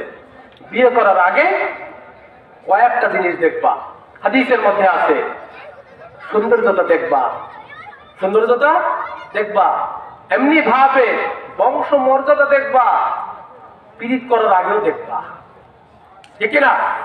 এই মহাব্বত করতে হইলে বাবা মার যাতে মানে তারা এমন একটা করতে হবে, নাকি সন্তানদেরকে বলে দিবেন বাবা তুই পীড়িত করিস কর, কিন্তু এমন এক জায়গায় পীড়িত করবি যাতে করে কি ইজ্জত বাঁচে। প্রধানমন্ত্রীর মায়ের সাথে পীড়িত করবি নাকি? কথার কথা বললাম আর কি। জায়গা মতো করবি যাতে করে আমার ইজ্জত বাঁচে, বেটা আমার বাদ না দিতে হয়, এমন একটা জায়গা দেখবি। আর দেখবি এই দেশের সবচেয়ে বড় আলেমের মেয়ে, তার সাথে তুই পীড়িত কর বেটা, যাতে করে সম্মান বাড়ে আমার। তা না তুই একটা ওই নবসূত্রের মায়ের সাথে পীড়িত করবা আর ইজ্জত যাবে, এমন করো না। দেখবি সুন্দরী, তাহলে তো আমাদের কোনো সমস্যা নাই। দেখবি বংশমর্যাদা, কাউরার মায়েরটাই বিয়ে করিস না, তাহলে তো কোনো সমস্যা নাই, আমরা মেনে নিব। বাবা তুই আমাদের দাওয়াত দিস আর না দিস, তোর শ্বশুর বাড়ি নিয়ে আর না, ঠিক কি ঠিক না? 1 নম্বর দেখতে হবে সৌন্দর্যতা, 2 নম্বর দেখতে হবে তার বংশমর্যাদা, 3 নম্বর তার যে মালের অবস্থাকে এটাও দেখতে হবে। সম্পদ দেখবা, তার পারিবারিক কাঠামো, এই কি একেবারে ফকির নাকি কিছু সম্পদ আছে এটাও দেখবা। আর সবচেয়ে বড় যেটা দেখবা দিন, কি দেখবা? দিন। দিন দেখবা, সৌন্দর্যতা দেখতে হবে, এমনি ভাবে কি দেখতে হবে? বংশমর্যাদা। 3 নম্বর মাল দেখতে হবে, সবচেয়ে বড় নম্বর হলো দিনদারিতা দেখতে হবে, ইসলাম তার মধ্যে আছে কিনা। রাসূল বলেন ফাসফার বিজাতিদ দ্বীন, আরে দিনদারিতা যদি থাকে তাহলে ওইটাকে তুমি কবুল করে নাও, সম্মান বাড়বে। আর যদি তুমি দিনকে পিছনে ফেলে সম্পদ আর সৌন্দর্যতা দেখো, তাহলে তুই ধ্বংস হয়ে যা। ধ্বংস হইতে কে কে রাজি আছি? কে কে রাজি আছি? বিয়ে করার সময় ঠিকই তো টাকা আছে কিনা বাপের, এটা দেখে কি দিবে নে। এই যৌতুক কয় টাকা দিবি, কয় কি কয় না? এটা তো কয় না যে দিনদারিতা আছে কিনা, নামাজ পড়ে কিনা, মেয়েটা রোজা রাখে কিনা, কুরআন শরীফ সহিহ শুদ্ধভাবে পড়তে পারে কিনা, এগুলো প্রশ্ন নাকি কয় টাকা আছে, মেয়ের চেহারা কেমন, বাবার কি আছে, বাপ বিদেশ থাকতো, কত বিঘা সম্পত্তি আছে। কয় না মানে আমরা চাচ্ছি না, একটু শুনতে চাচ্ছিলাম আপনার কি কি আছে, এটা একটু ধারণা নিতে চাচ্ছি মাত্র। আসল কথা কি? কয় যে হ্যাঁ এত কোটি টাকার সম্পদ আছে, বাজান বিয়ে কর, লাভ আছে। তাহলে কি হলো? এ সরাসরি কয় না, ভিতরে ভিতরে ঠিকই যৌতুকের নিয়োগ করে ফেলাই দিছে নাকি? এই যৌতুক না খায় গু খা ভালো, কি ঠিক কি ঠিক না? যৌতুক খাইতে যুবক পায়খানা করে খা, এই ভালো। যৌতুক চাবো, এই যৌতুক চাওয়ার কারণে যখন মেয়ে হয় সঙ্গে সঙ্গে বাবার মুখটা কালো হয়ে যায়, চিন্তা করে বাপ রে বাপ, আল্লাহ দিল একটা মেয়ে, এর বিয়ে দিতে গেলে আমার 1 কোটি টাকা লাগবে, জামাই তো কবে না যাও প্রাইভেট কার কিনে 5 গাড়ি কিনে দাও, এত টাকা আমার পাবো কই? এই জন্য বাবার মুখ শুকায় যায়। জওয়ান শুনে রাখো, তুমি যদি তোমার শ্বশুরের বাড়ির থেকে সামান্যতম যৌতুক নাও, তোমার মায়ে হওয়ার পরে তোমার জামাই তোমার গলায় পা দিয়ে আরো বেশি নিবে, ঠিক কি ঠিক না? আওয়াজ করে বলো। তাহলে যৌতুকের পথে আমাদের হাঁটা যাবে। এই জন্য দরিদ্র দেখে করব, দিনদার দেখে করব। কিছু কিছু বিষয় দেখতে হয়, মেয়েদের ভিতরে বেশি থাকতে হবে, ছেলের মধ্যে কম থাকতে হবে। আর কিছু বিষয় ছেলের মধ্যে বেশি থাকতে হবে, মেয়ের মধ্যে কম থাকতে হবে। যদি এটা ঠিক ঠিক ভাবে থাকে, ওই ঘরের মধ্যে আল্লাহ শান্তি ঢেলে দিবেন। বলেন সুবহানাল্লাহ। কি কি থাকতে হবে? মেয়ের বেশি, মেয়ের থাকতে হবে সৌন্দর্যতা, এটা ছেলের তুলনায় বেশি থাকতে হবে। ছেলের তুলনায় ছেলে হলো রাজপুত্র, মেয়ে হলো একেবারে পেতনির মতো, হয় কি হয় কি? হয় না। এখন এই ছেলে কয় যে বাবা আমার এত ভক্ত, এত ভক্ত, পীরের মতো ভক্তি করে, বাবারে মারে। তাই আব্বা তুমি দেখলে হবে না। হ্যাঁ, একটা কথা শুনে রাখেন, মেয়েদের কোন ছেলেকে বিয়ে দেওয়ার আগ পর্যন্ত ওই বাড়ির যাকে বিয়ে করাবো মেয়ের সঙ্গে, এই ছেলের সঙ্গে, ওই মেয়েকে তার শ্বশুর দেখা বিয়ের আগে এটা হারাম। বিয়ের আগে এটা কি? আপনার ছেলেকে বিয়ে দিবেন, তাই যে বাজান তুই দেখার আগে আমার দেখতে হবে। এই বাপের জন্য দেখা যায় গেছে, তাহলে দেখতে যাই কেন? আপনার যদি এত দেখার শখ হয় তাহলে আপনার বউরে পাঠাইতেন, এই বুড়িরে পাঠান। এই বুড়ি তুমি যাও আর তোমার বোনেরে নিয়ে যাও, এলাকার সমস্ত মহিলারা যায় দেখে আসো, চলে কি চলে না। তুমি দেখবে কেন? তুমি কি নিয়ে থাকবে না ছেলে নিয়ে থাকবে? বেশিতে বেশি যদি ছেলে বাহিরে যায় তাহলে মা নিয়ে থাকবে, ঠিক না? বেটা তোমার তো দেখার সমস্যা কি? তোমার চলে দিতে হবে। এই দেখা দেখির কারণে পরে যায় কি হয়, ছেলের বউ বাপ নিয়ে চলে যায়। হ্যাঁ, ঠিক কি ঠিক না? এরকম সমাজ হচ্ছে বর্তমান সমাজের মধ্যে। আস্তাগফিরুল্লাহ, এই কথা তো কম হয় কি হয় না? এক কষ্ট হচ্ছে নাকি আপনাদের? একটু জিকির করে লা ইলাহা ইল্লাল্লাহ, লা ইলাহা ইল্লাল্লাহ, লা ইলাহা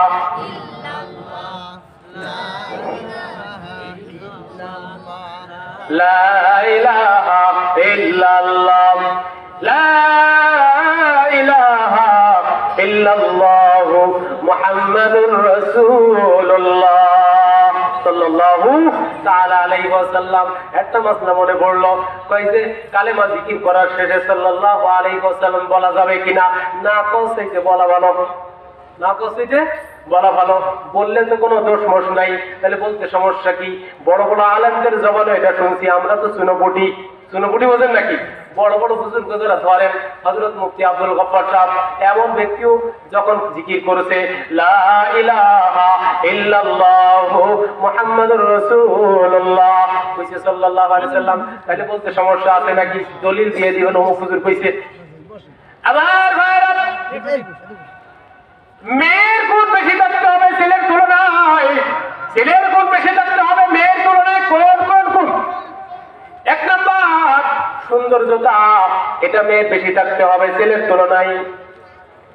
দিনদারিতা, ইসলাম মানার গুণ, কোরআন পড়ার গুণ, নামাজের গুণ ছেলের তুলনায় মেয়ের বেশি থাকতে হবে। বলেন ঠিক কি ঠিক না? তাহলে দুইটা গুণ এটা মেয়ের ভিতরে বেশি থাকতে হবে। যেই মেয়ের মধ্যে তোমার আমার চাইতে বেশি ভালো গুণ, ওই মেয়েকে তুমি বউ বানাও। আর সম্পদ, এটা ছেলের বেশি থাকতে হবে। বংশের দিক দিয়ে ছেলে বেশি পাওয়ারে থাকতে হবে। মেয়ের বংশ যদি দামি হয়ে যায় ছেলের তুলনায়, মেয়ের সম্পদ যদি ছেলের তুলনায় বেশি হয়ে যায়, ছেলের সঙ্গে মেয়ের কিন্তু বনিবনা হবে না। ওই ঘরের মধ্যে জাহান্নামের আগুন ঢেলে দিবেন। কে বলেন ধরে আওয়াজ করে? আল্লাহর পক্ষ থেকে গজব চলে আসবে। সম্পদ বেশি দেখছো আর কি দেখছো? দিনদারিতা দেখো নাই, তুমি অন্যটাও বেশি দেখছো, তোমার ভিতরে অশান্তি শুরু হয়ে যাবে, অশান্তি। এই জন্য সৌন্দর্যতা আর দিনদারিতা এই দুটা মেয়ের বেশি থাকতে হবে, তাহলে ওই ঘরে শান্তির পরিবেশ আল্লাহ তাআলা তৈরি করে দিবেন। কিন্তু সম্পদ আর বংশমর্যাদা ছেলের থাকতে হবে বেশি, মেয়ের থাকতে হবে কম। নাইলে কয়দিন পরে বলবে এই আমার টাকার অভাব আছে নাকি, গরম দিয়ে কথা বলে দাঁতের পাটি খুলে বেলা দেবো। এটা কবে কিনা স্বামীরে বলেন? আর যদি সম্পদ একটু কম থাকে, বাপরে বাপ তাড়াই দিলে তো আমি গরিবের মেয়ে কিনা দিয়ে করবে। ঠিক কি ঠিক না? এখন যদি উল্টাটা করেন খেলা বুঝবেন আমার কি কথায় স্বামীর মধ্যে আছে। যে ব্যক্তি উল্টাটা করবে ওই ব্যক্তি ধ্বংস হয়ে যাবে, আল্লাহ দুনিয়াতে বেইজ্জতি করবে। যেই ঘরে স্বামীর কাম ধরে স্ত্রী ঘোরায়, বোঝা গেল ওই ঘরের মধ্যে স্বামী লোভী আর ভুল করছে বিয়ের সময়। ঠিক কি ঠিক না? এই কষ্ট হচ্ছে নাকি আমার ভাইরা? তাহলে এই মেয়েগুলোকে সুন্দর করে তৈরি করার দায়িত্ব মা বাবার। ঠিক ঠিক না? মেয়েগুলোকে সব থেকে ছেলেগুলোকে শিক্ষা দেয় সর্বপ্রথম শিক্ষককে। মা, মা যদি ভালো হয়, দিনদার হয়, সন্তান সন্ততি ভালো হয়। মা যদি খারাপ হয়, ফ্যাক্টরি যদি খারাপ হয়, সন্তানগুলো খারাপ হয়ে যাবে। ঠিক কি ঠিক না? এই জন্য মা যদি ভালো হয়, দিনদার হয়, আল্লাহ তাআলা আল্লাহওয়ালা তৈরি করবেন। মা বাবা যদি খারাপ হয়ে যায়, ওই ঘর থেকে কুলাঙ্গার সন্তান জন্ম নেয়। এই জন্য এই মা গুলোকে দিনদার বানানোর বেশি দরকার, ঘরের সুখের জন্য, বাহিরের সুখের জন্য, এমনি ভাবে সন্তানগুলোকে দিনদার বানানোর জন্য। আর যদি যখন পেটের মধ্যে বাচ্চা ছিল ওই সময় কয় ডাক্তারে কইছে 6 মাস পর্যন্ত টিউবওয়েল চাপা যাবে না, উবু হওয়া যাবে না, মানে উপুড় হওয়া যাবে না, শীত হয়ে শুয়ে থাকতে হবে। এখন চিন্তা করে তাহলে কি করব, শুয়ে শুয়ে কি করব? কোরআন শরীফ তো পড়ার গুণ নাই। এখন চিন্তা করে এই একটা মোবাইল ফোন কিনে দাও, টাচ ফোন, এটা নিয়ে কি করি, এটা নিয়ে একটু চালাই। এখন আমাদের বর্তমান রাজা মুসরি যারা আছে বর্তমান যুগের, তারা পেটে সন্তান হইলে কি করে? শুয়ে শুয়ে এখন সিনেমা দেখতেছে, শুয়ে শুয়ে ফেসবুক চালায়, হাজারো জোয়ানের ছবি ওর মধ্যে দেখতে থাকে, গুনাহ করতে থাকে। আচ্ছা, যখন এই দেখতে থাকে পেটের মধ্যে সন্তানের পরে প্রতিক্রিয়া হয়, এই সন্তান যখন পৃথিবীতে আসবে তখন কি হবে? এখন যুগের হাসান বসরি হবে না কি করো? হ্যাঁ, প্রত্যেকে তো চায় আমার ছেলেটা যুগের আল্লাহওয়ালা হয়ে যাক, যুগের আবু বকর হয়ে যাক। কিন্তু বউ একটারে নিয়ে আসছে একেবারে যুগের সবচেয়ে নিকৃষ্ট, আর হাতে দিয়ে দিয়েছে সবচেয়ে একেবারে নিকৃষ্ট জাহান্নাম। ওই ঘর থেকে কি করে নেক সন্তান তৈরি হতে পারে বলেন মুসলমান? সম্ভব? ওই সমস্ত ঘর থেকে টাকলা মাকলা জন্ম নিবে। ঠিক ঠিক না? ওই ঘর থেকে শামসুল্লাহ ফরিদপুরি জন্ম নিবে না। তাইলে আমাদের ঘরগুলোকে সুন্দর করা দরকার আছে কিনা? আছে কিনা? আমার ভাইরা, বলতেছিলাম মা যদি ভালো হয় সন্তানটাও ভালো হয়। দেহিয়া কালবির স্ত্রীর সঙ্গে গভীর রাত্রে কথা হচ্ছে, মনে আছে কিনা? গভীর রজনীতে স্ত্রীকে বলে, আগো গিন্নি বলো তোমার গর্ভে কি সন্তান? কয় যে গর্ভ থেকে তুমি যাওয়ার পরে এত বছর হয়েছে। অগো স্বামী, আমার গর্ভ থেকে যেটা প্রসব হয়েছে ওইটা একটা মেয়ে সন্তান। তবে স্বামীকে শুনো, যেই মেয়েটা হয়েছে তোমার মতো ফুটফুটে সুন্দরী, যার কারণে নাম দিছি জামিলা। জামিলা নাম দিয়ে দিয়েছি। স্বামী গো, অনেক ভালো একটা মেয়ে, খেদমত শিখছে, তার গুণের কোনো কমতি নাই। মেয়েটাকে স্বামীর অবর্তমানে মেয়েটাকে সুন্দর করে ভাষা শিখাইছে। বলছে তোমার বাবা অনেক ভালো, তোমার বাবাকে খুশি করবা, তোমার বাবাকে তুমি দেখে নাও। 2-4 বছর 5 বছর 6 বছর করে পার হয়, বাবাকে কলিজার টুকরা মেয়েটা দেখে না। বাবা কবে আসবে জিজ্ঞাসা করে, মা গো অনেক সন্তানের তো বাবা আছে, তারা আব্বু আব্বু বলে ডাকে। ও মা, আমার আব্বা কই? আমার আব্বা কোথায়? আমাকে একটু খবর দাও, আমার বাবাকে একটু আব্বা বলতে মনে চায়। স্ত্রীর মনে তো ভয়, আব্বারে তো আব্বা বলবি, কিন্তু এমন একটা যুগ, যে যুগে মেয়েরা জীবন নিয়ে বাঁচতে পারে না। আরে কন্যা, তোর আব্বা আসলে তোর আব্বার সঙ্গে সুন্দর আচরণ করবি, বাবার খেদমত করবি, তোর বাবার জন্য পানি আগায় দিবি। আপুকে বেশি বেশি আব্বু বলে ডাকবি, বাবার কলিজাটাকে ঠান্ডা করে দিবি, বাবাকে কষ্ট দিবি না, বাবার সঙ্গে হাসি মুখে কথা বলবি। এমন ভাবে প্রশিক্ষণ দিয়ে দিয়ে মা ওই সন্তান কলিজার টুকরা মেয়েটাকে গড়ে তুলেছে। বলেন ঠিক কি ঠিক না? এই ঘটনা কিন্তু প্রসিদ্ধ একটা ঘটনা, এর থেকে আমাদেরকে শিক্ষা নেওয়া দরকার। এই মেয়েটাকে শিক্ষা দিয়ে দিয়ে একটা ভালো মেয়ে হিসাবে গড়ে তুলেছে। একটু বড় হয়ে উঠছি, ওই যে স্বামী যখন রাত্রে আসলো, মেয়েটার কথা বলছি, খবরদার আমার মেয়েটাকে তুমি কবর দিও না, মেয়েটাকে জীবন্ত দাফন করে দিও না, কথা দাও কথা দাও। মেয়েটাকে দেখছি, বাবাকে দেখে মেয়েটা চোখের পানি ছেড়ে দিয়ে বলে, আপু এতদিন তুমি কোথায় ছিলে? দুনিয়াতে আসার পর থেকে তুমি আমি তালাশ করি, কোথাও পাই না বাবা। ও বাবা তুমি কোথায় ছিলা? বাবা আজ তুমি আসছো, আর আমাকে রেখে তুমি যাবা না। বাবা বলে, ঠিক আছে তোমাকে রেখে যাব না। বাবা যখন বাড়ির প্রয়োজন হয় মুসলমান, তখন মেয়েটা বাবার কাছে পানি আগায় দেয়। যখন খাবার খেতে বসে, সঙ্গে সঙ্গে মুখে খাবার তুলে দেই। যখন পানির পিপাসা লাগে, মেয়ে বলে, আব্বু আমি তোমাকে পানি পান করায় দেই। ও ভাই, এমন কলিজার টুকরা মেয়ে বর্তমান জমানায় তৈরি হয়। আল্লাহ তৈরি করে দেন, সৃষ্টি করে দেন, যে মেয়েগুলো বাবাদেরকে ঔষধ তুলে মুখে তুলে দেই। আব্বু আমি তোমাকে ঔষধটা খাওয়াই দিব, তুমি নিজে খেও না। যদি না খাওয়াইতে পারে, সঙ্গে সঙ্গে মুখটা বেজার হয়ে যায়, আব্বু আমাকে খাওয়াই দিতে দিল না। কি খেদমত শিখে মেয়েরা, আল্লাহ মেয়েদের কেমন যোগ্যতা দিয়ে দুনিয়াতে পাঠান। ঠিক কি ঠিক না? আওয়াজ করে বলেন মুসলমান। মুসলমান আল্লাহর গোলাম, দেহিয়া কালবির মেয়েটা এত মহব্বত করে বাবাকে, ডাক দিয়ে বলে, আব্বু ও আব্বু কোথায় ছিল? বাবা তোমাকে আমি খাওয়াই দিব, তোমার কাপড়টা আমি আগাই দিব, তুমি আর যাবা না, আমাকে তুমি মেরে ফেলবা নাকি বাবা? আমি শুনছি এই জমানায় নাকি মেয়েরা বাঁচতে পারে না বাবা, আমাকে তুমি মেরে ফেলবা নাকি? না বাবা না মা, তোর আমি মেরে ফেলতে চাই না, তোকে বাঁচিয়ে রাখবো, কিন্তু মনের মধ্যে অন্যরকম কথা।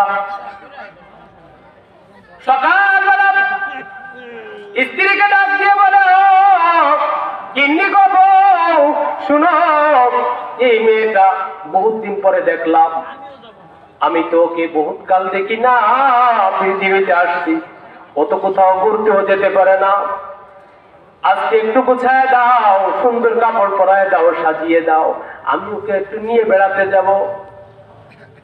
কোথায় বেড়াইতে যাবা? একটু যাই পাহাড়ের দিকে একটু ঘুরে আসি, সুন্দর বন জঙ্গল দেখায়, মরুভূমির ভিতরে ঘোড়ার দৌড়গুলো দেখাবো, আমার সঙ্গে একটু সাজিয়ে দাও। মা মেয়েটা কি মনের মধ্যে ভয় দাপন করে রেখে সাজিয়ে দেয়, চোখের পানি আড়াল করতে চায়, স্বামীকে দেখতে দিতে চায় না। স্ত্রীর মনের মধ্যে খালি ভয় জাগে, কলিজার টুকরা মেয়েটাকে মনে হয় দাফন করে দেবে। স্বামীকে বলে, আমার স্বামী তুমি বহুত দিন পরে আজ বাড়িতে আসলা, তোমার কথাকে আমি ফেলতে পারি না। তোমার যে কলিজার টুকরা মেয়ে, দেখো কত সুন্দর করে তোমাকে ডাকে, তোমার হাতে পানি তুলে দেয়, অজুর পানি তুলে দেয়, গোসলের পানি আগায় দেয়, কি সুন্দর করে খেদমত করে, কি সুন্দর স্বভাবের মেয়ে তোমাকে আল্লাহ দিয়েছেন। তুমি খবরদারকে মেরো না। তাই না, না মারতে চাই না, ওকে আমি একটু বলতে নিতে চাই। হাত ধরে মেয়েটাকে নিয়ে বাবা চলতে শুরু করলো, সামনের দিকে আগায়। মেয়েটার ভবিষ্যৎ জানে না, বাবার মনের ভিতরে দুর্বিসন্ধি, কুখেয়াল। চলতেছে চলতেছে, মরুভূমির মধ্যে দিয়ে যায়, ঘেমে যাচ্ছে, বাবার শরীর থেকে ঘাম টপকায় পড়ে, হাত থেকে ঘাম টপকায় পড়ে, চেহারা থেকে ঘাম টপকায় পড়ে। মেয়ে বলে, বাবা আমার জামা দিয়ে তোমার মুখটাকে মুছে দেই, একটু মাথাটা নিচু করো, হাতটাকে মুছে দেই। মেয়ে আদর যত্ন করে ওই বাবার হাতটাকে মুছে দেয়, ঘামটাকে মুছে দেয়। সামনে আগাইতেছি, বাবার অন্তরের মধ্যে একটু দয়া লাগে না। মুসলমান মেয়েটাকে নিয়ে সামনে আগায়, সামনে আগাইতেছে, আগাইতে আগাইতে আগাইতে পাহাড়ের পাদদেশে ওখানে পৌঁছে গেছে আগের থেকে কোদাল লেড়ি। মেয়েটাকে বলে যে, মেয়ে তুমি খেলা করতে থাকো, আমি এখানে একটু গর্ত করবো। বাবা কিসের গর্ত করবা, কিসের গর্ত? একটু পরে তুমি খেলা করো, এমনি আর কি, এমনি একটা গর্ত করতে চায়, তুমি যাও খেলা করতে থাকো, খেলা করো। মেয়েটা বলে, বাবা তোমার কষ্ট হচ্ছে, চেহারা থেকে ঘাম গুলো টপ টপ করে পড়ছে, বাবারে এত কষ্ট করে কেন এটা করো? বাবা এত কষ্ট করে কেন করো? আমার তো বুঝে আসে না। বলে, একটু পরেই তো বুঝবা, একটু পরেই বুঝবা কি হচ্ছে। দূরে সরায় রাখতে চায়। মেয়েটা খালি মনের ভিতরে প্রশ্ন, আব্বা কি করতেছে এখানে, ইচ্ছাটা কি আব্বা? আহা, কি অবস্থা ছিল জাহিলিয়াতের যুগে। বাবা খনন করতেছে, খনন করতে করতে অনেকখানি খনন হয়েছে। দাড়ির মধ্যে ধুলাবালি লেগে যায়, দাড়িতে ধুলাবালি লাগে, ঘাম ঝরতেছে। মেয়েটা বাবার চেহারা থেকে ধুলাবালি ঘামটা মুছতেছে, মুছে দিয়ে, বাবা এত কষ্ট করতেছো কেন বাবা? বাবারে তুমি এত কষ্ট করো না। ও বাবা কি করতে চাও তুমি? তাই মা এদিকে আয়, এদিকে আয়, আর খেলতে হবে না, এই দেখে যায় কবরের মধ্যে, ওইখানে গর্তের মধ্যে কি একটা দেখে যা, সুন্দর একটা সেদিকে। মেয়েটা যখন দেখবেন ছোট মেয়েরা, ছোট ছেলে এরা দূরে থাকে, বলে এদিকে আব্বু দেখো কি, আব্বু কি, আব্বু আব্বু চিল্লাইতে চিল্লাইতে আসে কিনা বলে। মেয়েটা আব্বু আব্বু বললে চিৎকার করতে করতে আগাইছে, চিল্লাইতে চিল্লাইতে আগাইতে আগাইতে বাবার কাছে করছে। কই বাবা কি? কই দেখ, মাথাটা নিচু করে দেখ। পুলিশের টুকরা মেয়েটা মাথাটা নিচু করে কবরের দিকে গর্তের মধ্যে দেখতেছে, ওই গর্তের মধ্যে কিছু নাই। বাবাকে বলে, বাবা এই গর্তের মধ্যে তো আমি কিছুই দেখতে পাই না। বাবা তুমি কি দেখার কথা বলো? ও বাবা এর মধ্যে তো কিছুই নাই। সঙ্গে সঙ্গে মেয়েটাকে ধাক্কা দিয়ে গর্তের মধ্যে ফেলে দিয়েছে। বাবা কতদিন পরে তোমার সাক্ষাৎ পাইলাম, এই গর্তের মধ্যে কেন তুমি ফেলছো বাবা? আমাকে তুমি ফেলে যেও না। তাই তোমাকে শুধু ফেলবো না, দুনিয়ার থেকে তোমাকে আমি বিদায় করে দিতে চাই, তোমাকে রাখতে চাই না, তোর মতো মেয়ের মুখ আমি দেখতে চাই না। নাউজুবিল্লাহ বলেন আওয়াজ করে। এই মেয়েটাকে দাফন করে দিল। ঢিল যখন একটু করতেছিল, পাথর মারতেছিল, বাবা বাবা বলে চিৎকার করে, আব্বা আমাকে তুমি জানে মেরো না আব্বা, আমাকে বাঁচাও, আমাকে বাঁচাও আব্বা। আব্বা রে আমাকে তুমি ফেলে যেও না। বাবা তোমার যদি আমার পছন্দ না হয়, আমাকে যদি রাখতে মনে না চায়, পশ্চিম কালো বাবা তোমার পরিচয় দিব না বাবা, আমাকে তুমি ছেড়ে দাও, দূর দেশে চলে যাবো, কোনোদিন তোমাকে বাবা বলে পরিচয় দিব না। ও আব্বা জানে মেরো না, আমাকে শেষ করে ফেলো না আব্বা, আমাকে ছেড়ে দাও। দাহিয়া কলবি কোনদিকে ভ্রুক্ষেপ করে না, দিলের মধ্যে পাষণ্ড হৃদয়, এই পাষণ্ড হৃদয়ের এই মানুষটা পাথর মেরে মেরে কবরকে ঢেকে দিয়েছে। গভীর রজনীতে যখন ঘুমায়, ঘুমের মধ্যে মেয়েটা চিৎকার করতে থাকে, বলতে থাকে, আব্বা আমাকে বাঁচাও, আমাকে বাঁচাও, আমাকে তুমি মেরো না। এইরকম মারতে মারতে শেষ করে দিয়েছে, জীবনটা বরবাদ করে দিল একটা মেয়ের। বলে যে ইয়া রাসূলুল্লাহ, আজ পর্যন্ত গভীর রজনীতে আমার ওই মেয়ের চিৎকার আমার কানের মধ্যে বাজে। আমার মনে হয় আমার আল্লাহ এই গুনাহকে কোনোদিন ক্ষমা করবে না। রাসূল বলেন আজ ইয়াহিয়া কলবি, এমন এক কোরআন আমি নিয়ে এসেছি জাহিলিয়াতের যুগে, আর আমি এমন এক আদর্শের নবী আসছি, যে ব্যক্তি আমাকে মেনে নেই, অতীত জিন্দেগিতে যে গুনাহগুলো হয়েছিল, যে অপরাধগুলো হয়েছিল, আল্লাহ তাআলা তার অতীতের সমস্ত গুনাহকে ধুয়ে মুছে পাক করে দেয়। জাহিলিয়াতের এই পাষণ্ড মানুষগুলো যারা জীবন্ত মেয়েকে দাফন করে দিত, এই লোকগুলো যখন আদর্শ নবীকে আর কোরআনকে পেয়েছে, আল্লাহ তাআলা ঐশী গ্রন্থ কোরআনকে নাযিল করলেন। এই কোরআনের ছায়ার মধ্যে আসছে, সঙ্গে সঙ্গে এই মানুষগুলোর স্বর্ণের মানুষে পরিণত করে দিয়েছেন। আল্লাহ তাআলা তাদেরকে চেঞ্জ করে জান্নাতের মানুষ পরিণত করে দিয়েছেন। বলেন না সুবহানাল্লাহ। বলেন কোন জিনিসে সে সমাজকে সংস্কার করেছিল? জাহিলিয়াতের যুগে যখন এক ঘাটে গন্ডগোল হইতো, একজনের কাছে আরেকজন পানি নিতে আসতে পারতো না, যেই দিন মেয়েকে জীবন্ত দাফন করত, মেয়েদের কোনো মূল্যায়ন ছিল না। এই মেয়েদের সম্মান বৃদ্ধি করার জন্য কোরআন এবং রাসূলকে আল্লাহ তাআলা এই দুনিয়াতে পাঠিয়ে সম্মান বৃদ্ধি করলেন। ঠিক কিনা আওয়াজ করে বলেন মুসলমান। তাহলে ইসলাম মেয়েদেরকে সবচেয়ে সম্মানের স্থানে অধিষ্ঠিত করেছে, ঠিক কিনা? আজকে যারা সমান অধিকারের তালে তাল মিলায় স্লোগান দিচ্ছে, আসলে মুসলমানদের অধিকার দিতে চায় নাকি বেইজ্জতি করতে চায়? আসলে গায়ে যে সিল্কা আছে বলতেছিলাম না, কলার সিল্কাটা উঠায় উলঙ্গ করে রাস্তায় ছাড়তে চায়। এই মেয়েদেরকে বেইজ্জতি করে ধর্ষিতা বানায় সমাজের মধ্যে সব ব্যভিচারের মতো হারাম ঘরের সন্তান তৈরি করার একটা পায়তারা ছাড়ার কিচ্ছু না। ঠিক করে বলে মুসলমান ভাইরারে আমার, ওই দিন এই জাহিলি যুগে আল্লাহ তাআলা জাহিলিয়াতের মূর্খতাকে দূর করার জন্য দুইটা বিষয় পাঠাইলেন। একটা হলো কোরআন, আরেকটা হলো নববী আদর্শ। একটা হলো কোরআন, আরেকটা নববী, ঠিক কিনা? মনে থাকবে, এই কোরআন নববী আদর্শ, এই দুইটাকে যারা পরিপূর্ণভাবে আঁকড়িয়ে ধরেছে, কত পরিপূর্ণভাবে, কতটুকু? নাকি 90, 90, 80, 99? 99% যদি কেউ ইসলামের মধ্যে দাখিল হয়, 1% বাকি থাকে, সেই ব্যক্তিও পরিপূর্ণ মুসলমান হতে পারবে। আল্লাহ তাআলা কোরআনে বলেন, ইয়া আইয়ুহাল্লাযীনা আমানু দুখুলু ফিস-সিলমি কাফা।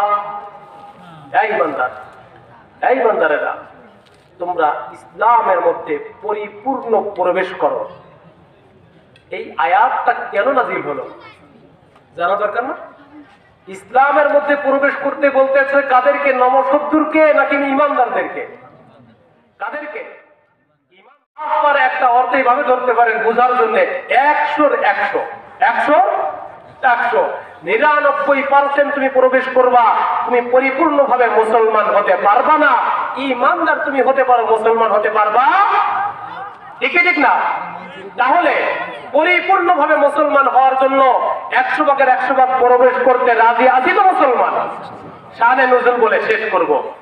আমার ভাইয়েরা, আব্দুল্লাহ ইবনে সালাম এবং তার মতো আরো কিছু সাহাবা আজমাইন যারা ইসলামের মধ্যে প্রবেশ করলো, কিন্তু কিছু কিছু জিনিসকে তারা মানত না। 1 নম্বর, শনিবারের দিনকে তারা সবচেয়ে গুরুত্বপূর্ণ মনে করত। আর উটের দুধ, যেটাকে আল্লাহ হালাল করে দিয়েছিলেন, এই উটের দুধটাকে খাওয়া হারাম মনে করত। কোনটাকে? এইদিকে 1 নম্বর হলো শনিবারের দিনকে তারা গুরুত্বপূর্ণ মনে করত। আমাদের কাছে সব দিন সমান, শুক্রবারের দিন বেশি দামি, ঠিক কিনা? শনিবারের দিনকে গুরুত্ব দিত। 2 নম্বর, উটের দুধ পান করাটাকে হারাম মনে করত। অথচ আল্লাহ তাআলা শনিবারের কোনো বৈশিষ্ট্য রাখেন নাই, আর উটের দুধকে পান করা হালাল করেছেন। এই দুইটা বিষয়কে মানতে পারতো না, সব মানত। আল্লাহ তাই পরিপূর্ণ ইসলামের মধ্যে এখনো দাখিল হও নাই, পরিপূর্ণভাবে ইসলামের মধ্যে দাখিল হও। এই দুইটা উল্টো পাল্টা ছেড়ে দাও। তাহলে বলেন আজ আমি সবকিছু করি, একটু সিগারেট খাবো, একটু দাড়ি কামাবো, ইসলামের ভিতরে 100 ভাগের 100 ভাগ আছি নাকি কম? তাহলে ইসলামের ভিতরে পরিপূর্ণ দাখিল হইতে গেলে আমাদেরকে কোরআনের কাছে, রাসূলের আদর্শের কাছে আসতে হবে। রাজি আছি ইনশাআল্লাহ? আল্লাহ আমাকে আমাদের সকলকে ইসলামের মধ্যে 100 ভাগের 100 ভাগ প্রবেশ করার তৌফিক ইনায়েত করেন। আমিন। ওয়া আখিরু দাওয়ানা আলহামদুলিল্লাহি রাব্বিল আলামিন। আসসালামু আলাইকুম ওয়া রাহমাতুল্লাহি ওয়া বারাকাতুহু।